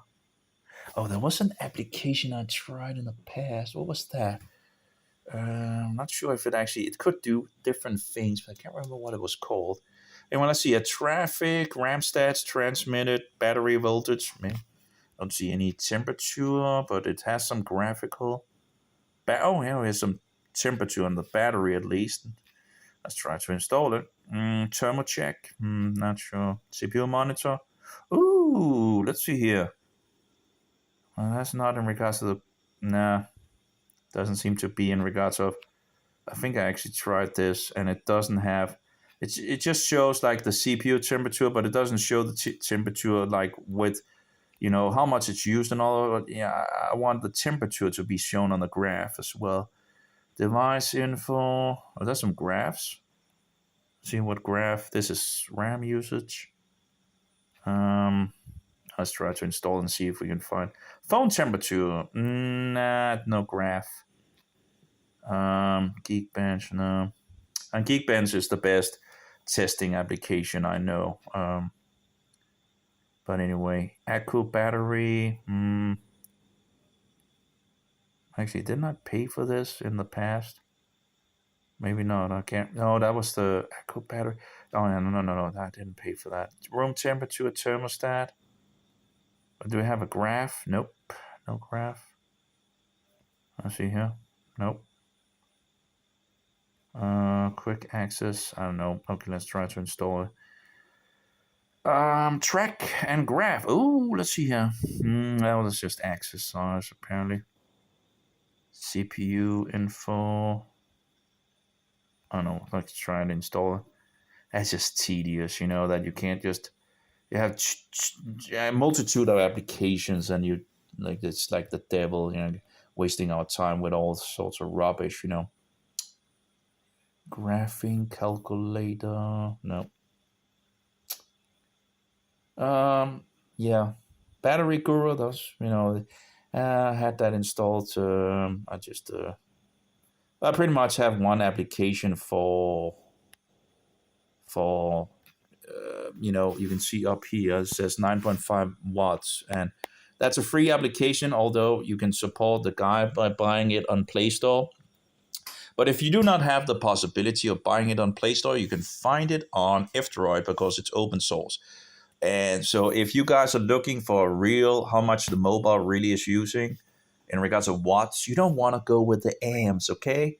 It's like P equal U times I. It's like watts equal voltage times amps, okay? You don't want to look at amps in regards to how much is your mobile. No, you want to look at the watts. And a lot of bullshit is around in the world in regards to this. And by the way, it calculates this wrong. I think it's because of the creators who made this mobile, because they're still using the amps. And the battery is not the standard, I guess the mostly standard. It's not 3.65 nominal voltage. I think that was the nominal voltage. It's, let's see if I can remember it on the top of my head. It's not 3.65, but 7 point something or something like that. It's a double the amount pretty much. So, and then they kind of mess up in regards of, because they want to show still the amps compared to other mobile phones, but then they mess up the software in some sense, and then the mobile fixes, it's 111 watt hours left. No, that's half of that. But this little application does show the watts, and it's amazing. Like, let's see here. If I put the charger into it so you can see it, and you just have to be aware, of course, you just have to know that, of course, it uses some power as well when it goes into minus watts. But at the moment, it's not charging. But if you look at the charging 5.6 and all that, and I put the charging thing in here, it will then go into minus. Now, it still is using around 5 watts or 9 watts or something like that, the mobile. So you have to take that into account. But, you know, this tank tree can charge pretty quickly if it's down. So minus 21, 22, and it will go upward. So now it's going upward. It has this technology that is called PPS, and I have the DC to DC car charger for it. Also have the 230 volts thing, and it does a little more, you know, little better than the DC to DC. But I want to use DC to DC because it's less of a loss from the batteries that I have it connected to, a battery thing anyway. So it counts upward, and you just have to be aware that, you know, the mobile itself is using maybe around 9 watts at the moment or something like that. So you have to add that to it. So it's actually charging with over 70 watts at the moment and still going upward. And yeah, it's real. It's a big mobile, and now the battery thing, you know, the fans began because it's charging so much from the it's drawing from the batteries and all the system over there, the Blue 80. So so as you can, you know, it's just nice to see that it's actually working, because you never know in regards to plugging in something these days with all these technologies and all that. You want to know that it's actually charging correctly, and this little application can do that. I've tried a good amount of applications, and this is the application that I'm going to keep. You know, it's not perfect, but it is the best. I think it's in regards to showing 79 watts, you know, that's charging. And so it's charging over 80 watts at the moment, because again, you still have to take account that the mobile is also using some watts, and you have to add those to it. So that's just a minor thing, you know. But voltage, 8.7 volts. And that's the problem in regards to when it calculates things in regards to 124 watt hours. It's kind of not taking into consideration. It's kind of doubling the amount, which is really there. So there's actually only, you need to halve this by 2, you know. It would be nice with a setting that actually could do that. But I guess it's not that many phones that actually have an issue with it. So either those those making the tank phone needs to kind of, you know, fix the real settings into the system so the application can figure it out correctly, instead of, you know, because I think they have informed the system, so the applications things that's, and this is not the only application that kind of tend to fix the wrong information. It's pretty much every application that shows the watt hours tend to hit the wrong thing, because they fix too many amps into it, and then it calculates from the voltage, so, and then you get the wrong number. But anyway, if you just know that, then you know you need to halve this, so you have around 64.5 or something like that watt hours on the mobile at the moment, something of that nature. No, let's just say 130, right? That's 70. No, that's not 75. That's 70. No, it's 65. Yeah, 65. So around 65 watt hours at the moment. That's on this mobile, which is a lot. It's a big mobile, huge mobile, and you can see minus 75 watts charging. So very quick to charge the mobile. Of course, that will also make the mobile heat up, so that might not be so good if you're actually playing, you know, emulation and all that. Anyway, let's get back to the emulation, and maybe I should take out the, you know, this here, minus 66, and I'll take it out, and then it will return back to, there we go. Boom, there we go. 6 watts in use. So now it's using around 6.3 watts at the moment. So yeah, anyway, so that was a little charge, a little quick charge, you know. I've seen the maximum I've seen on this DC to DC charger is 91 watts. I've seen the maximum on the 230 volt charger, that was 108 watts, I think. 100, I think it's around 108. Anyway, it's only for a small amount of time, but of course, if you want a quick charge your mobile and all that, you don't have that much time and all that, then that can absolutely be done with this mobile. So that's nice, you know. You know, it's usually, you know, when it's really goes very fast in regards to charging, it's usually only around 5 minutes or so. But if you only have 5 minutes and you want to quick charge the mobile, that can be done, you know. So that should give you a good amount of juice very quickly to run the rest of the time.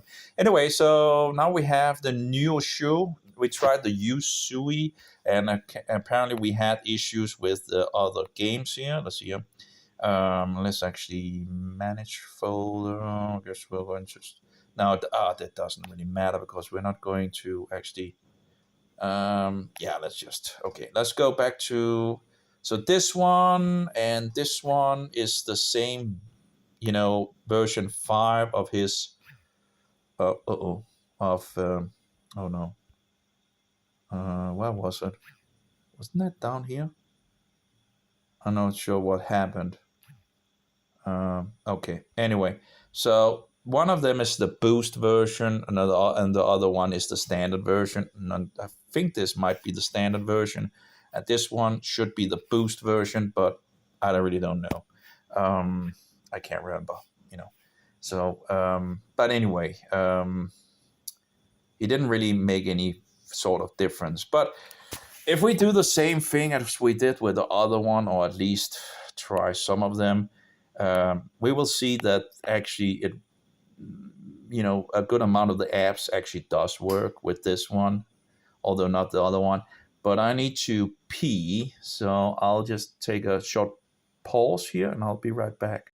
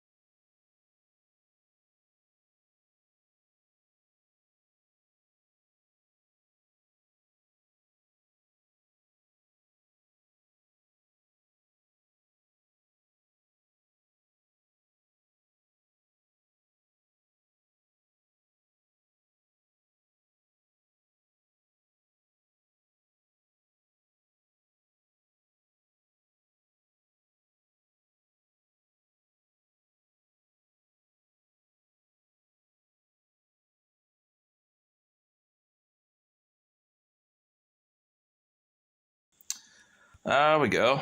Let's see here if we're still running. Yep, it seems to be still running, it seems. I think. Yeah. Or are we? Let's try that. There we go. There we go. Seems like, I think we're still running. Yep. Great. Okay, so let's go in here and the first one, well, that should work. I guess the thing is, the other emulator clearly didn't seem to work. But okay, we have a first crash here. That's the thing. And you get a lot of these. Okay, we have another crash. Interesting.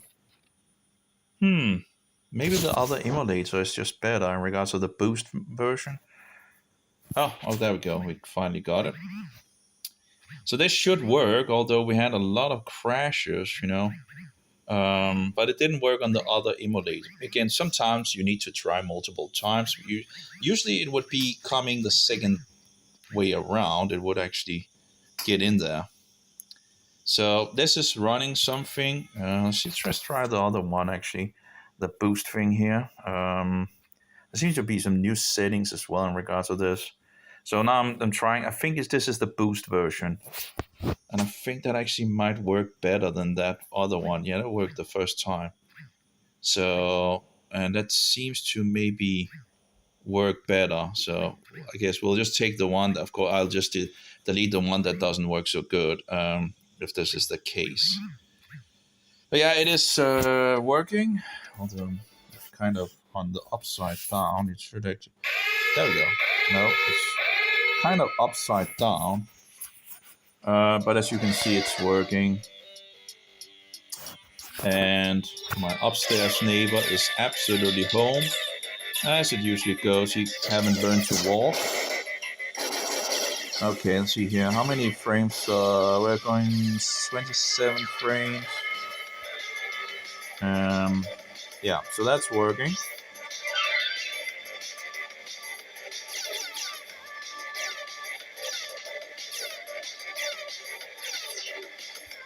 Bum, bum, bum, bum, bum. And I guess you might actually not need the...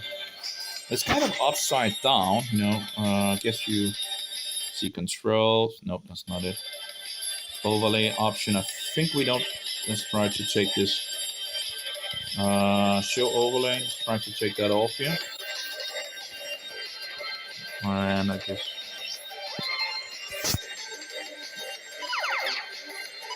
As you can see, it's not that quick, but yeah. It's running not too quick.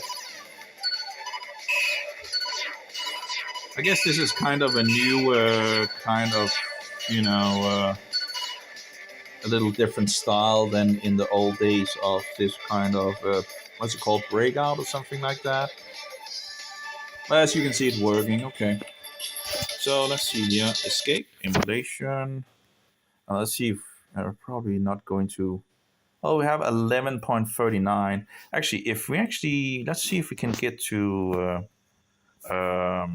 like over 13 gigabyte. If I actually take this one, right?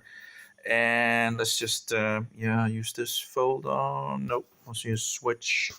Yeah, games, use this folder. Allow. Okay. And let's actually... I think Pokemon is probably the one that uses most. I'm not entirely sure. I haven't actually kept a look in regards to the memory, how much the memory is actually using, but I think it might be the one that uses the most. Oh, I'm so sick and tired of this place in regards to living here. Terrible upstairs neighbor, you know. Anyway, I have 8 neighbors, you know.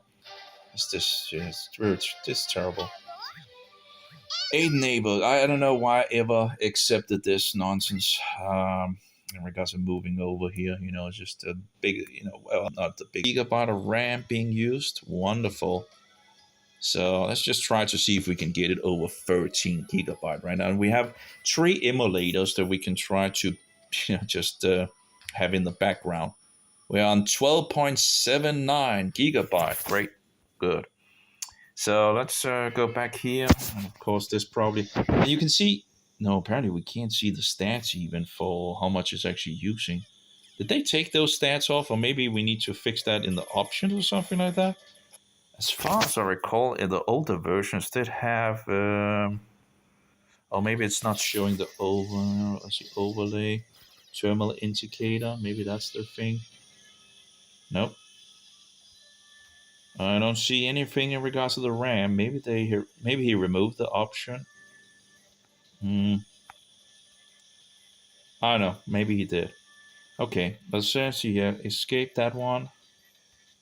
Okay, so but yeah, installing the... He had some configs. If you go into here, right? He had this config for Nyushu emulator v5, and I tried to copy those over after installing this one. Oh, sorry, not this one. Has he removed it?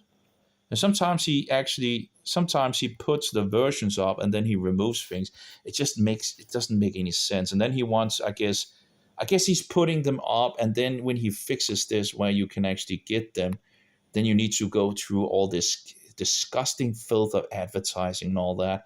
And I have actually succeeded in the past to getting through these, but it's like you need to how to bypass the links, and you need to get in, all through all the advertising bullshit. I guess he's getting money for it or something like that, but give me a break. No one can do anything for free these days. And then you have multiple. You have the booster version, you have the Antutu version, 1 and 2, and then you have the Nyushu overclock version and Nyushu 3D Mark version. I don't know which one is really the best one. I'm not sure there's much difference really with them. But if you want to try, if you can't do what I can do in regards of if you haven't rooted your phone, that might be a thing in regards of trying them out. If, for example, if one of the versions end up overheating your device, you can try another one that might be a less problem. If you kind of play a game for hours, like whatever game, you can kind of test them out little by little and find out which one is actually doing the best, I guess, in regards of overheating and how much it, because I guess that's the problem with with these things, is that they would overheat your mobile, which this one, I was just sick and tired of all the other Android phones just overheating, and this Tank 3 Pro just does a very good job in regards to heating issue. I haven't had one single time where it kind of says, oh, I need to turn off or something like that. Well, besides the projector, when you have turned on the projector and I fix my finger in regards of the fan thing and all that, I can actually make it. And if I actually do a lot of things that actually, turn on the light and all that, that makes heat, and you wouldn't have the light thing turned on when you have the projector on. But if you really push the thing, you can of course make the projector close down. But the phone itself, in regards of, I haven't. Well, just close the projector. It doesn't. Well, it warns you about the heat first, and then if you put the finger on the fan thing, it will close it down. But that's, of course, that's fair enough. That's so. But yeah, let's see here. So now we have one game that is kind of running in the background, maximum of RAM, or at least over 13. Of course, it can make it a little more unstable as well when you have things in the background as well. Anyway, the first game, as you could see, worked on both of the, what are they called? Both of the Nyushu emulators, both of them worked in regards to the first game. Although I think the other, the second version is better than the first version, but we'll see.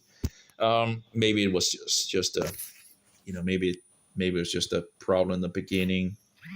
Now it works like the first time, so maybe probably not much of a difference between the two. At least not on my mobile, where I have the possibility of fixing the. But I can't really. Apparently, they seem to have taken the feature off in regards of how much is. Well, it didn't really tell you how much it's using. It just told you actually how much RAM is left, I think, as far as I recall. But anyway, that works. Let's take the next one. That's Battle Chaser something. Okay, let's see if that works.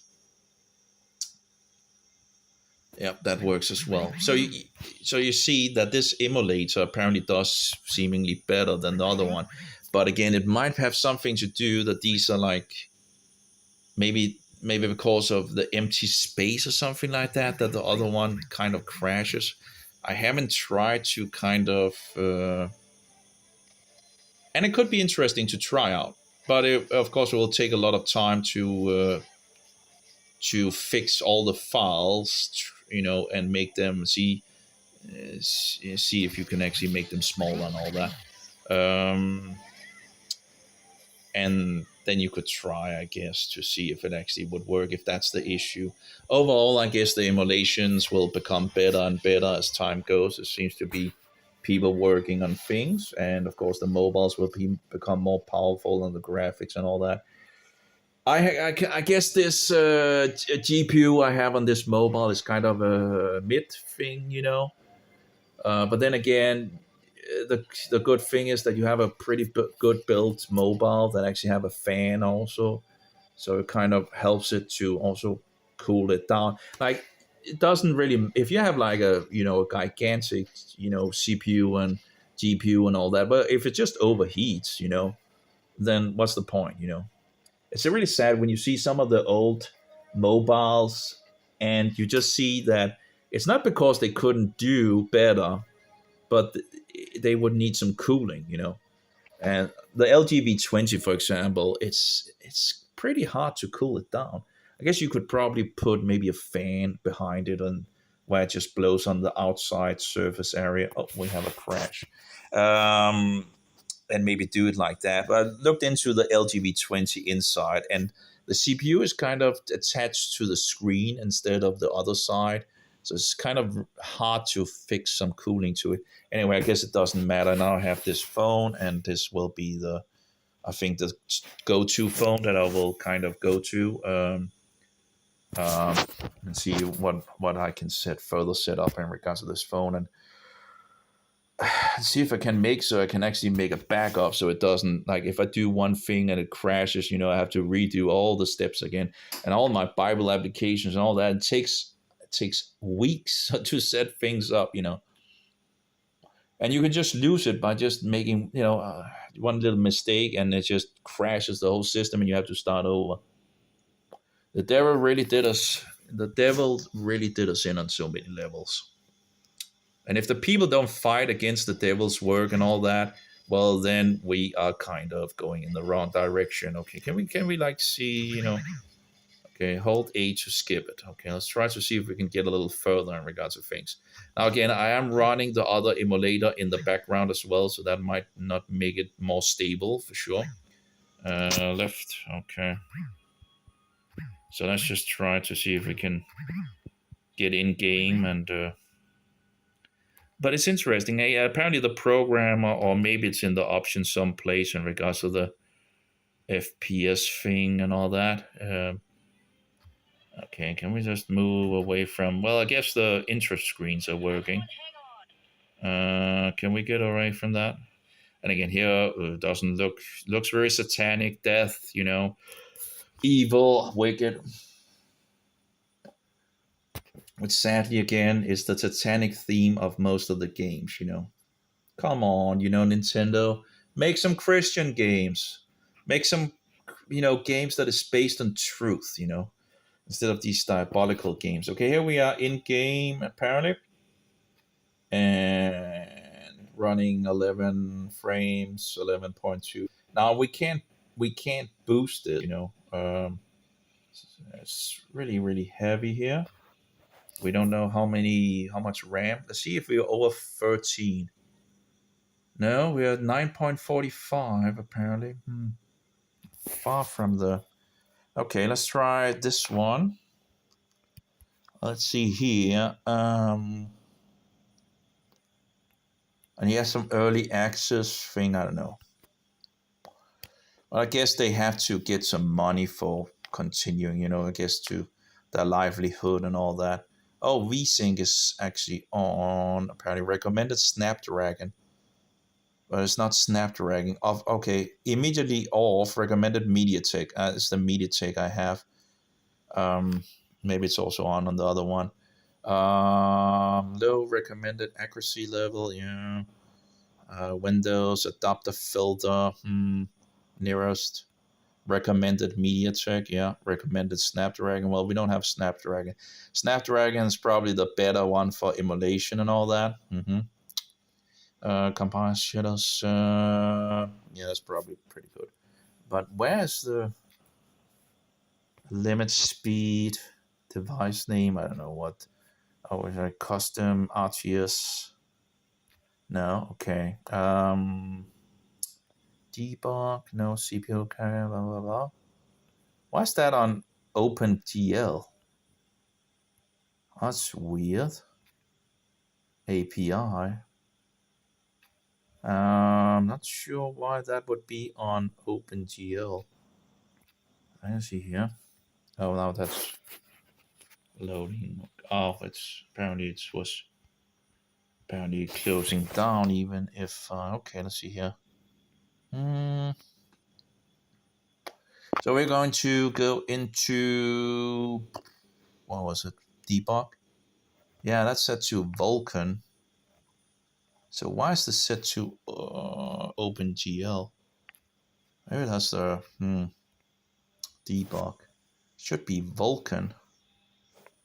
Vulkan is the best in regards to this graphic, but I'm not sure in regards to the debug API. Maybe the API is something else. You know, maybe it's not in regards to the game API. What does API stand for? I can't remember. API. What's that? Let's see here. Let's see here. API means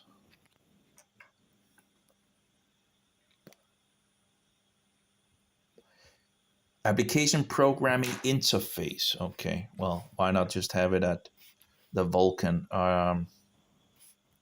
The OpenGL is also, see a debug, Vulkan. So now we have both of them. Vulkan, great.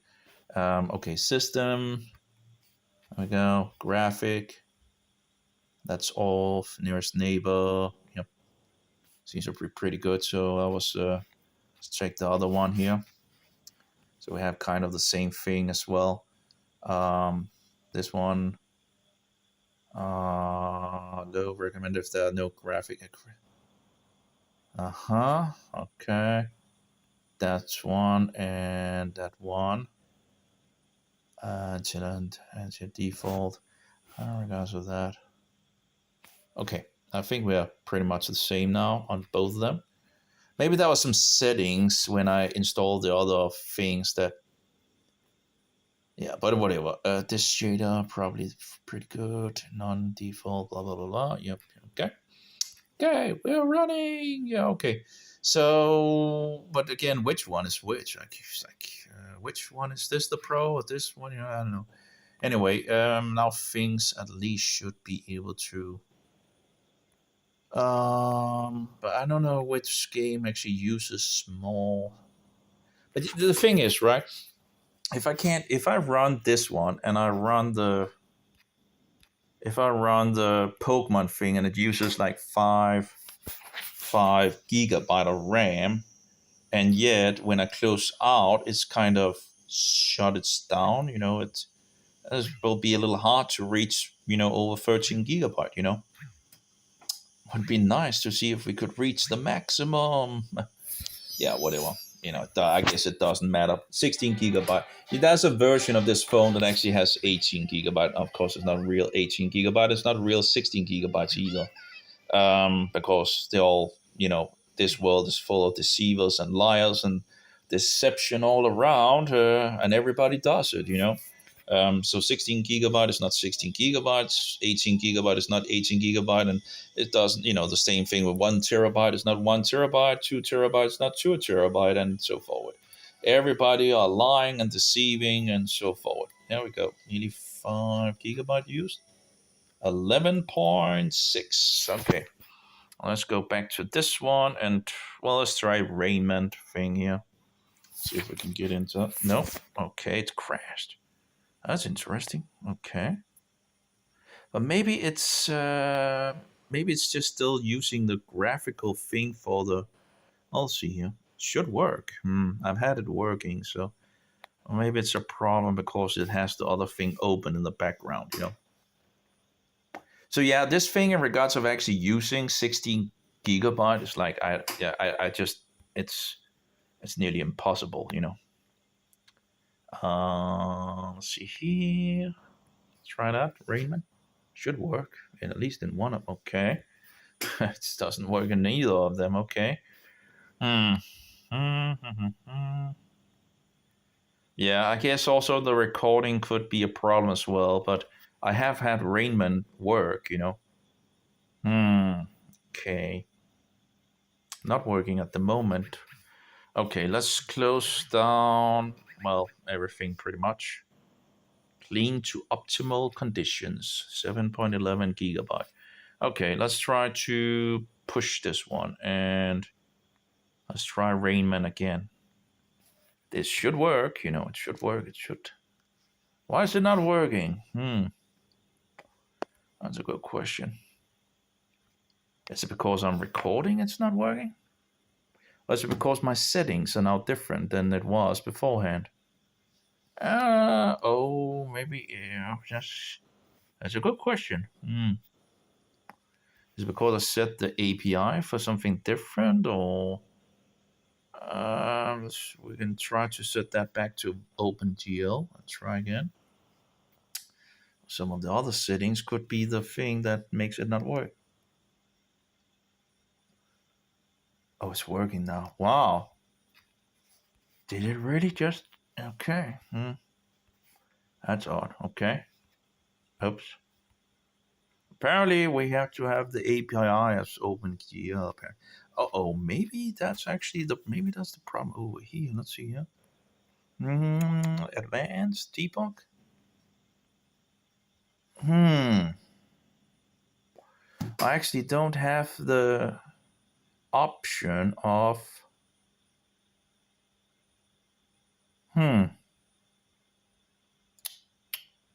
Maybe that's the issue. I wonder if I can... Maybe in regards to the graphic, try to see here, try this system. GPU controls, no. Debug. Still the only options, okay. Let's try this one. Advanced debug. Nope. No. Nope. Nope. Debug. Nope. Okay.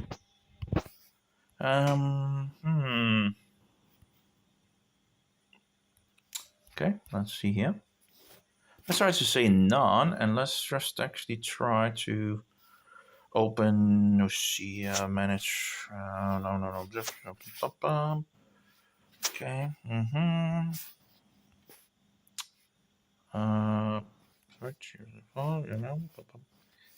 Okay, let's see if that actually works.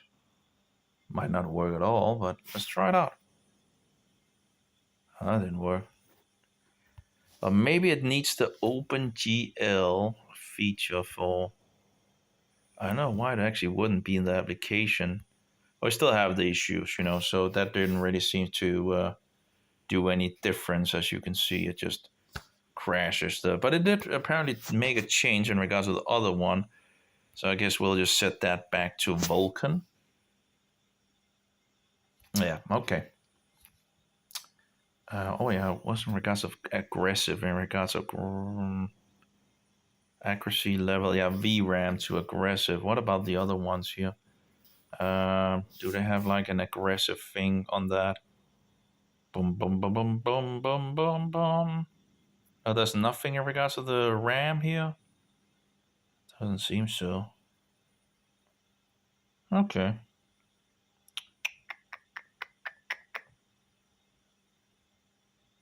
Well, okay. I don't see any RAM thing feature for that. Okay. Anyway, but apparently it did a huge... Apparently in this version... let's see here. Rain Man. Okay. Works there. So let's try this one. Okay, we have... what about the other one? So I have Rain Man on both of them. We'll go back here. We'll try to run the... settings, manage folder, trash this one, plus tank tree, movies, music. Shema Yisrael Yehovah Eloheinu Yehovah Echad. Bereshit bara Elohim et hashemayim ve'et haaretz. והארץ הייתה תוהו ובוהו ורוסק על פני. No? ועל רוח פני. I can't. Anyway. Does not work. Okay, so there we go. Okay, select folder, allow. Great, blah, blah, blah. There we go. Okay, okay, we're going back here.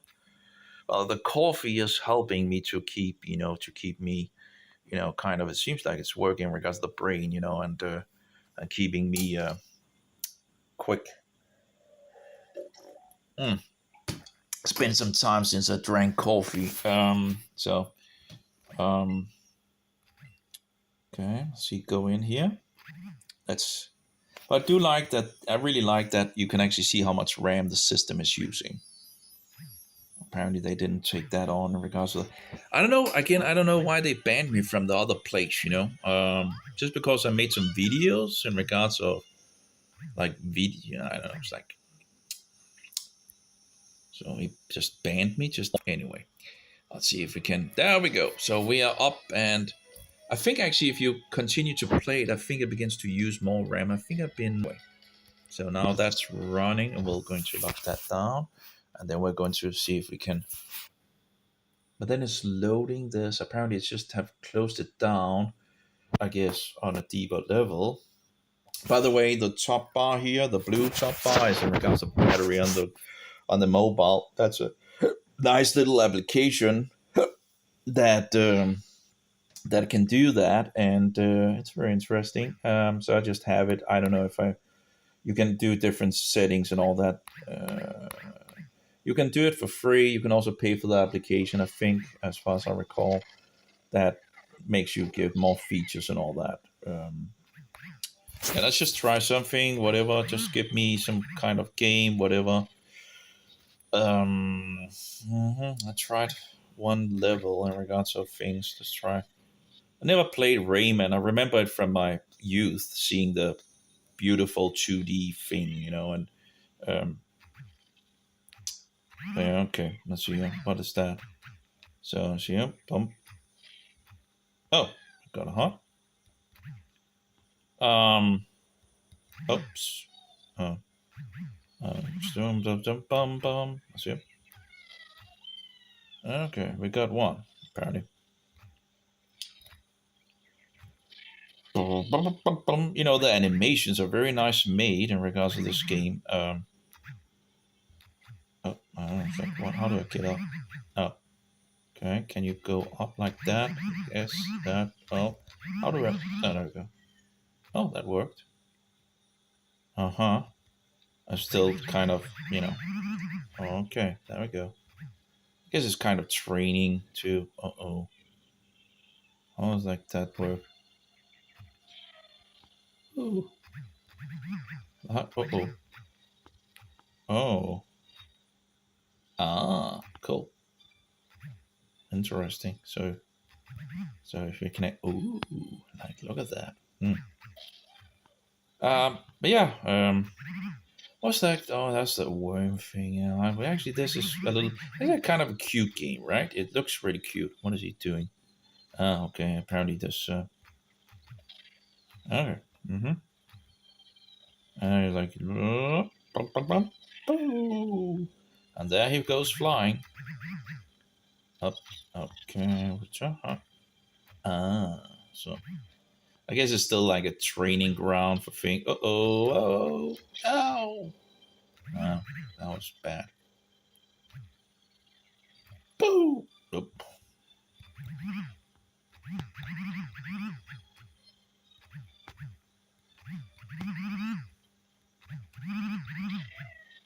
There we go. Oh, okay. Yeah, again, the problem I guess with the I guess I've seen people like where they buy where the mobile is in the middle and they put this thing on it, so it might be much easier with the controls. It doesn't seem to be totally, I feel like even if it does 60 frames, it doesn't really feel so responsive. Anyway, let's try let's try to get the other one as well. And yeah, it seems like it's closing down the thing. So again, the RAM, yeah, we only are 12.6 gigabyte of RAM. It's not that easy. If it actually just closes down the application to say RAM, I guess it's going to be hard to actually, reach. I reached 13 gigabyte of RAM, but I guess the system is also a little intelligent in regards to finding out. I'm not entirely sure, but I guess there's some kind of intelligence behind it. Well, we clearly forgot to take out the sound. And the sound seems to be working. Bum bum bum show olding. There we go.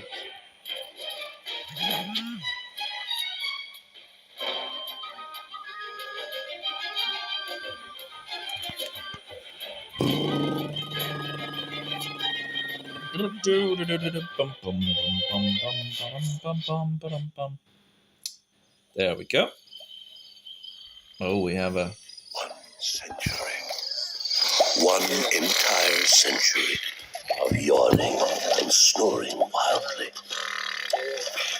It seems that the heroes of the Glade of Dreams are under the effect of a mysterious snoozing power. Well, my little ones just needed to take a big nap. Meanwhile, the nightmares multiplied. They spread. They generated new demons, even more terrifying than before.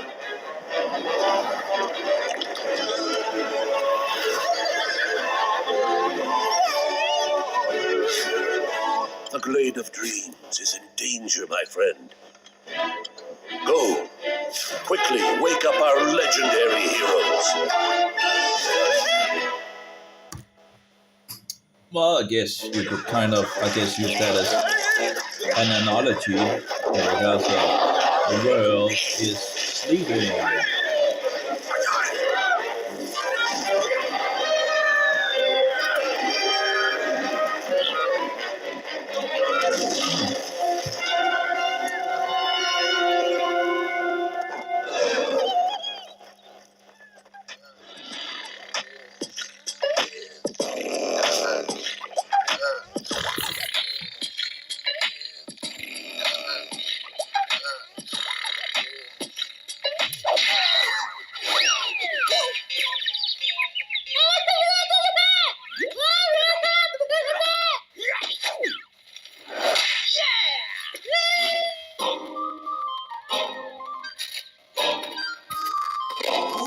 There's a little in regards to the sound. Some scratching, you know. Let's see here.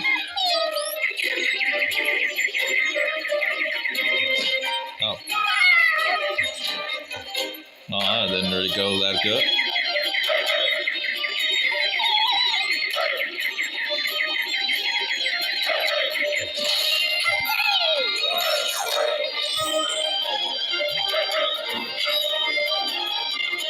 It seems to be doing pretty good in regards to the frames, you know.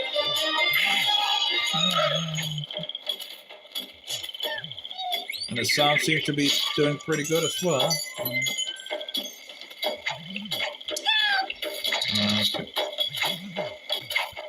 That's a little hard here. Oh,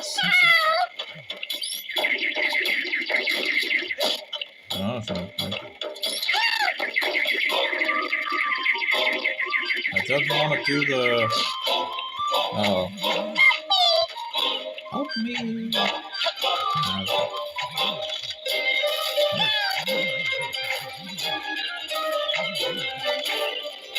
Okay. It doesn't... maybe it's the... Oh, no.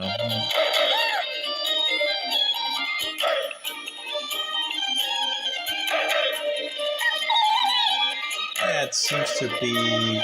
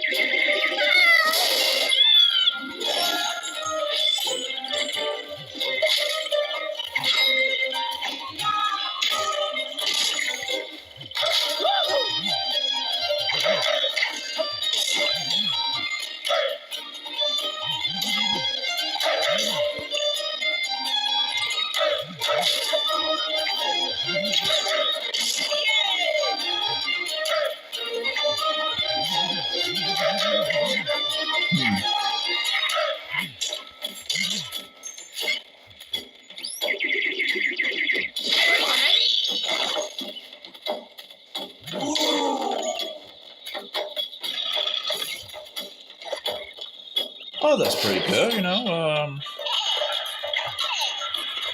Oh, now first to the left and then to... There you go. Oh, okay. Ah, okay.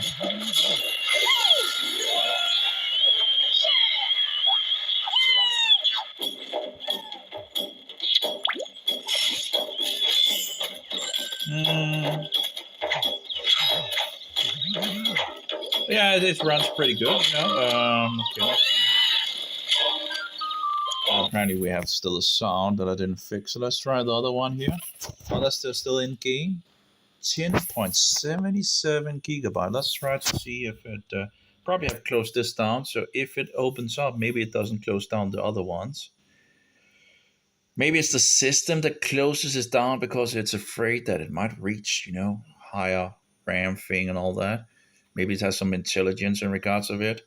So maybe it drops this one. But let's try to just, you know, let's see if we can get it to 14 gigabyte or maybe 15 gigabyte of RAM, you know. Whatever the case, you can see that the other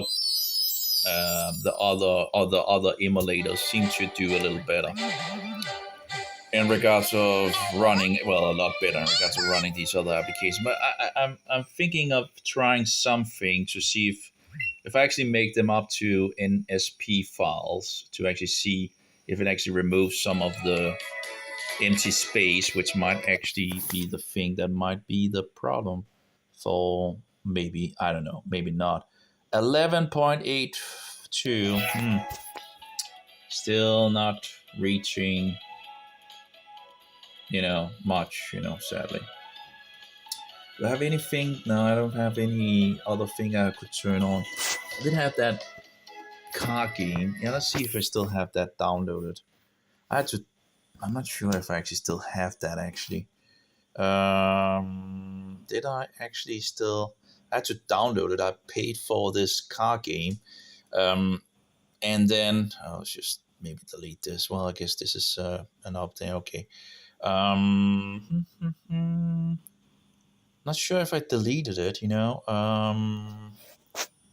or maybe it's on the other's micro SD card. Because I can't install it from Play Store because Google apparently feel like I don't I guess it's because I rooted the phone. Maybe I could have installed it before I rooted the phone. Just disgusting because, you know, paying for an application, then you can't even download it. Yeah, yippee. Need to go to find a place where someone has been so nice to put it on the internet so you can actually download the thing that you actually paid for, right? It's just it's disgusting, you know. And of course, when you pay for something on Play Store and it's just removed, you know, and you don't have the possibility of installing it. Of course, Google is going to further do bullshit. I just saw the last video of the next move of depravity from Google and the creators and all that. Maybe Rain Man might not be the game that uses that much RAM. Apparently, it seems to be closing the games down. Because I found an APK file in regards of it. But I might have deleted it. I don't think it was in the download. I might have. That's a good question. Doesn't seem to be here at least. I might just have deleted it because it was just. It's not like a game that I really want to play. It's just the most graphical game that I have paid for that. But I might, of course, it's stupid if I actually deleted the APK because it's still a nice thing to have to test the mobile, you know, to see what they actually can do. I guess I can delete this one actually.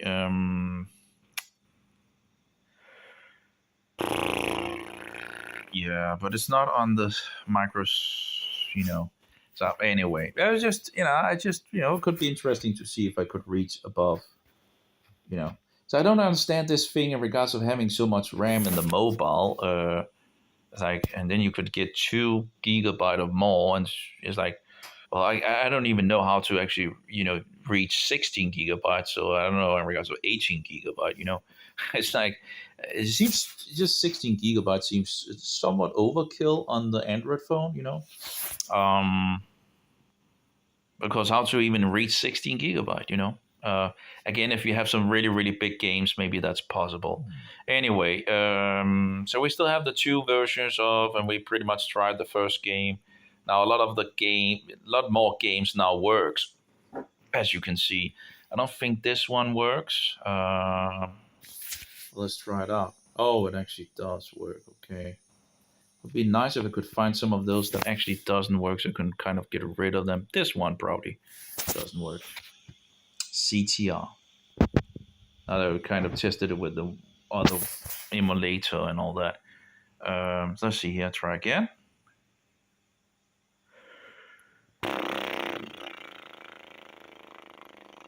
Yeah, it doesn't work. I guess that's kind of a racing game.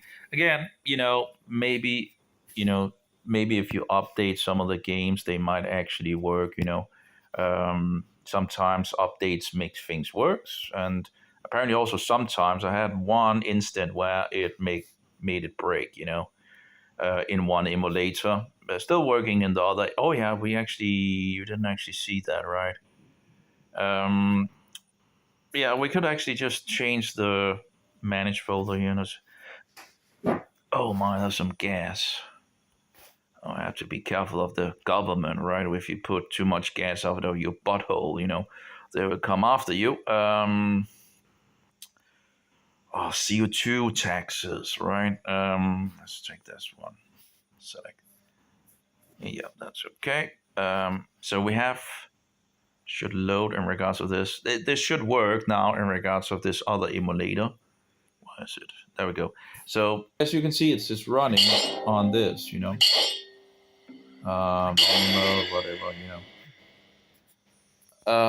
so you can see it's actually running here in this emulator, but it's not running in the other emulator. And apparently it did have some issues last time, just giving the... So that works pretty good. Let's see if we can figure it out.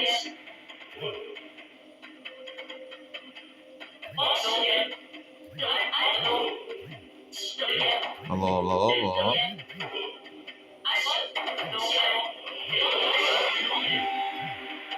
If they really wanted to upgrade this game, they could actually make some speech to it,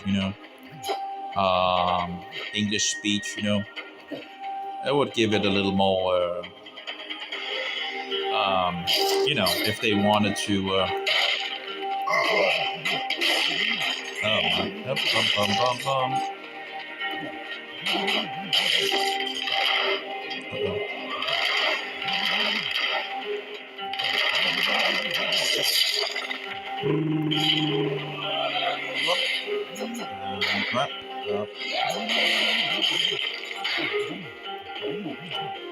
Seems to be running okay as well. 39.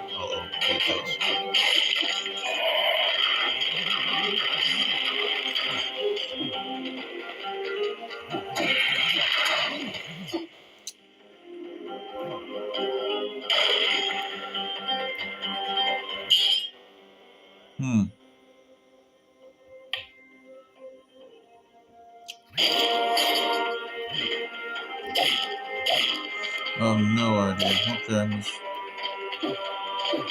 let's try it out. Pretty good. Okay, what's that? No idea what that is. Kind of like,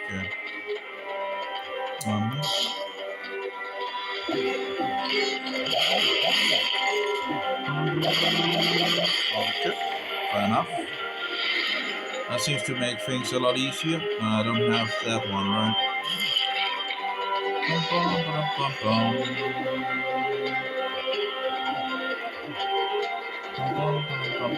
So this game had pretty much have the pretty good fun factor, but again, diabolical theme, so. In the old days, they sometimes took like games and like made another theme over another game to, like it was like these Gianna sisters or something like that. I think they took that from Mario, right? Okay. Oh. Yeah, so yeah, check. Hold it, check. You can just take and put it over, I guess, here would be pretty good, I guess. Okay. Still, I have no idea what this does, but apparently you can, whatever. Oh.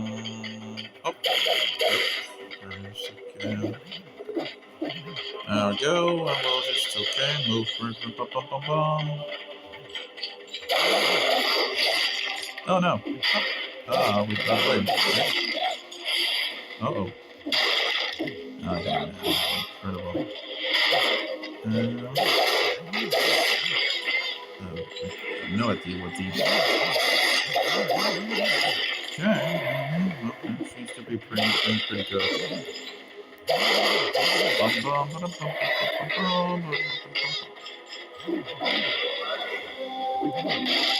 Well, it seems to be playable, at least even if I'm recording, you know. Oh my, that's trouble.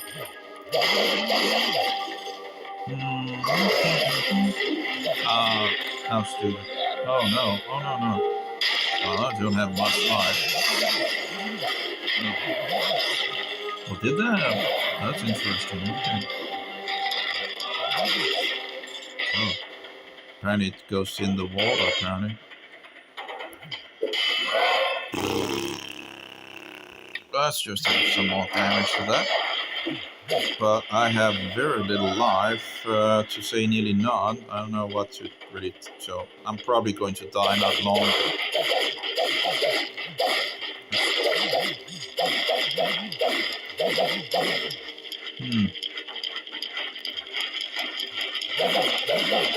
Oh, there's some life there. There we go. Oh, that helped. Wonder why I lost all that life, you know? Okay. I have no idea how to... Oh well. Oh, that's, okay, I don't have that.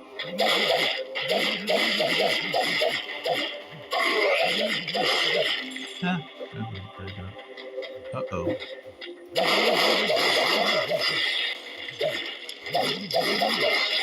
Oh, these little guys apparently are... Mediatek. Oh, Mediatek freezes in front of you. Oh, maybe I guess I could freeze enemies in front of you. No damage to the target is already frozen. I don't know what it is, you know. Let's try that one. Let's just see what it does. And okay, we could like kind of, I guess. Okay, let's try that.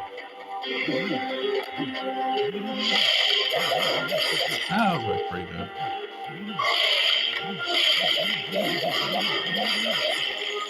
Okay.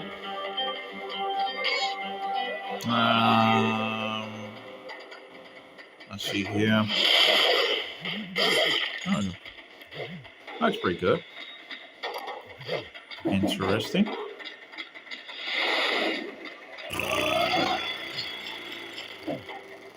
Yeah, let's just go. I guess. Right, well. Okay. Current time 4 minutes and 56. Well, actually, you know, even if I'm recording, it's actually working pretty good. Apparently for 2 minutes. Okay. Speed run. Okay. Blah blah blah blah blah blah blah blah blah blah blah blah blah blah blah blah. There we go. Okay. Yeah, that's probably pretty good. You know, whatever. Oh. Oh, bum, bum, bum, bum, bum, bum, bum. There we go. Okay. There we go. And okay, there we go. Yeah, just a biblical theme and all that, you know, for the game. Yeah. I guess this, maybe this Prince achievement love the series have reached the pro mat of the condemned for the first time. I have no idea. Yeah.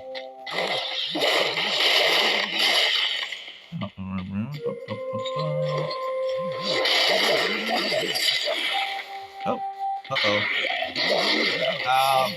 Oh no, no. Uh-oh.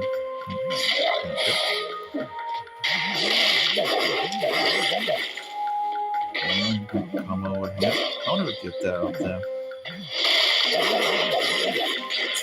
And how do I kind of,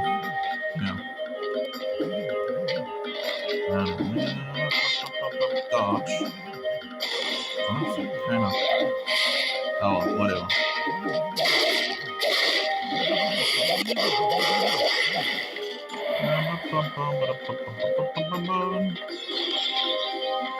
Oh, I shouldn't have done that, I guess. I don't know.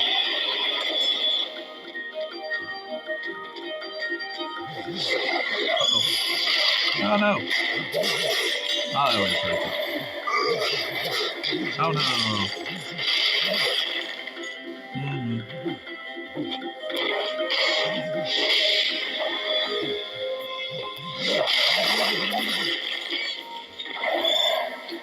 Uh-oh.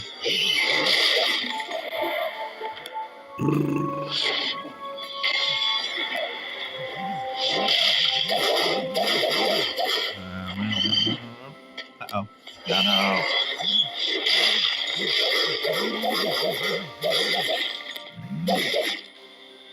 Mine's like locked.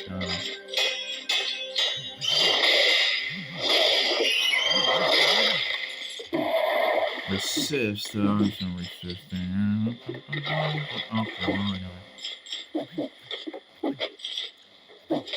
Okay, okay, let's just treat it all the way then.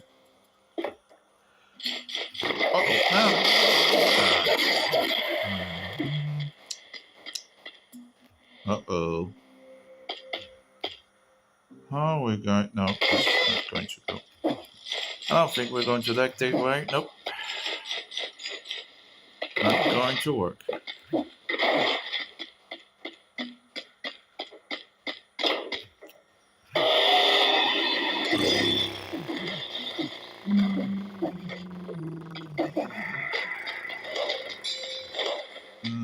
Oh. That's like a satanic thing as well. Why would you take a kebab? You know, what is kebab? It's slaughtered to the devil, right? You know, usually. I guess I need to look up the definition of kebab, but, you know, mostly I think it's actually slaughtered to the devil. You know. Not crack and flicks. No, that's just maybe this one. Yep. There we go. That was pretty good. Okay. Well, I don't know. Okay, here we go with the. Yeah, we need to. Oh, okay.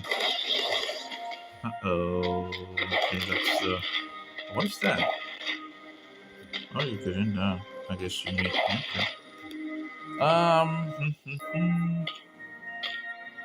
Let's try this. Oops.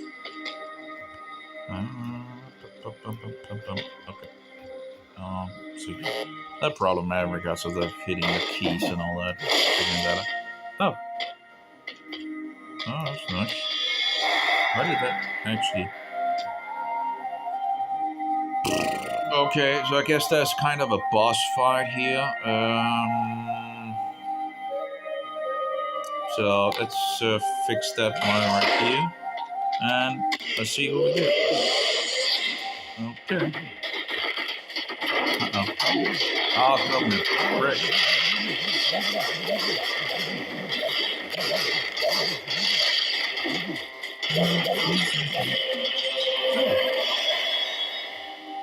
And pick up.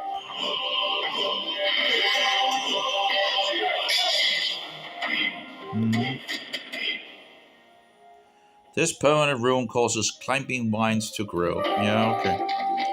So that's so you can get the green stuff, you know, this thing here. So you can actually move upward here.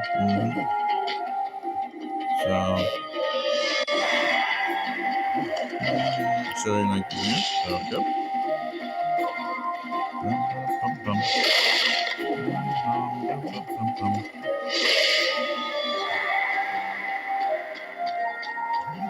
Oh no. You gotta be kidding me. I think you kind of totally die if you actually hit those. So So that's kind of suck. Oh, no, there. Okay, well. Give me a break. Can we like... Okay, we'll take... what's like L? Okay. Uh-huh. Okay. Oh, come on. Okay, so we're gonna go see if we can climb there. Okay, let's go. Oh, why didn't it? Well, okay, we got it. Okay, fair enough. That was not what I wanted to do, but... Oh, no. Come on, move. Oh, there we go. Oh, my. Oh, no. Go skin up here.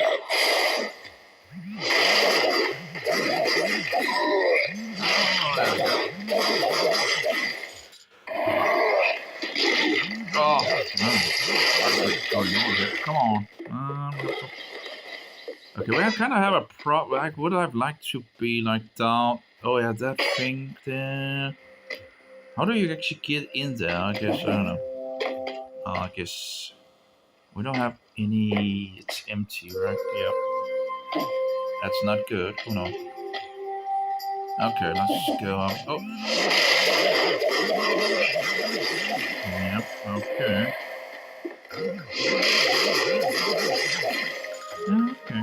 Okay, we got that. They're very low on energy, so it kind of would be nice if I could just... oh no! Yeah.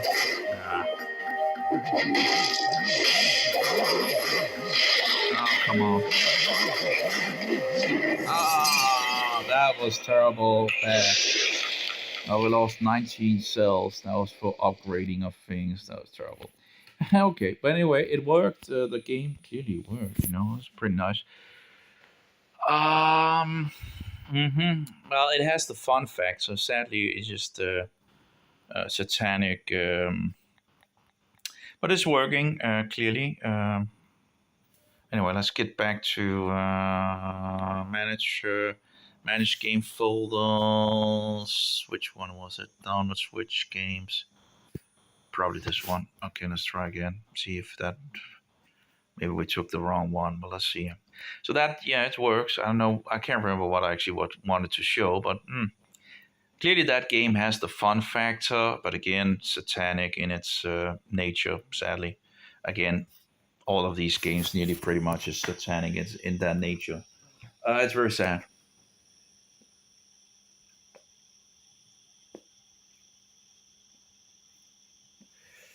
Let's get some more coffee.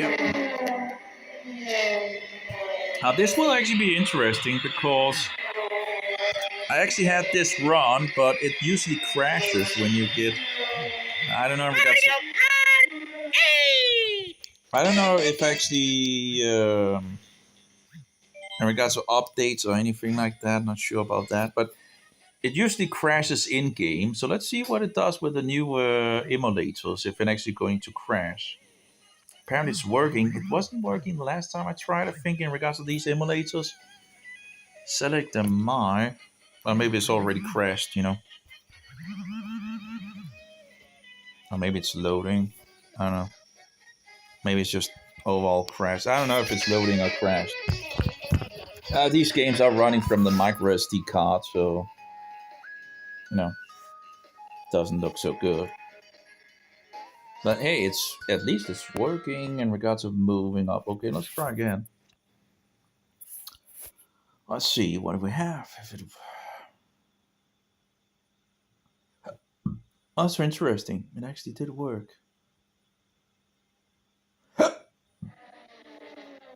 Mm-hmm.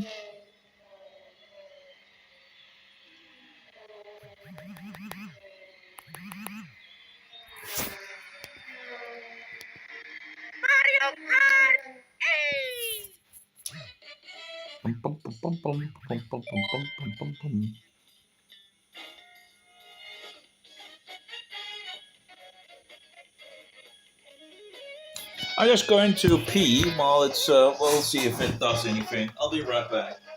Oh.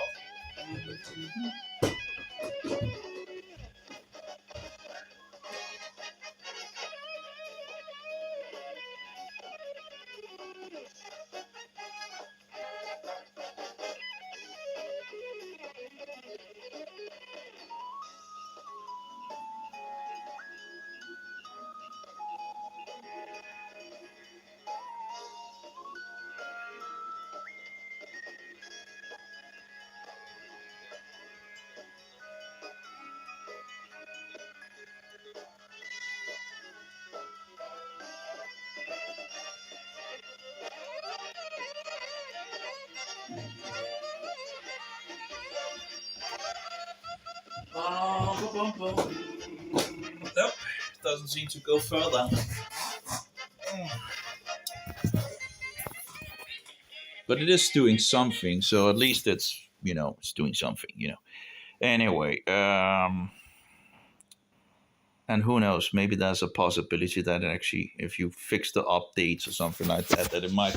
But I have been able to get in game in regards to this Mario Kart racing, but it crashes inside of the game when you pick something up or something like that, Then it's kind of not really. Well, this is running as well. Okay. Don't think I've, okay, let's see what we have here. Let's get some more coffee. Coffee. Come up, more coffee. That's good. Impossible layer. L and R to. But as you can see, like, it's nice that they have already sorted out these things and all that. So that's pretty nice. In regards of, you have the buttons and these things and all that, and it's nice. Not sure. Did I actually in here overlay option? I probably didn't do it with both of them. But this is okay. What about the other one? Let's see here. Do I have the other? Let's see this one. Oh, it's still into Rainman Legends. Okay, let's see here. Overlay. Oops, crashed. Yeah, well, we have a lot of those crashes, But yeah, apparently, at least the other emulator at least have a lot better possibility of actually running games. Just overlay, toggle control. Just overlay. No, there we go. 70 seems to be the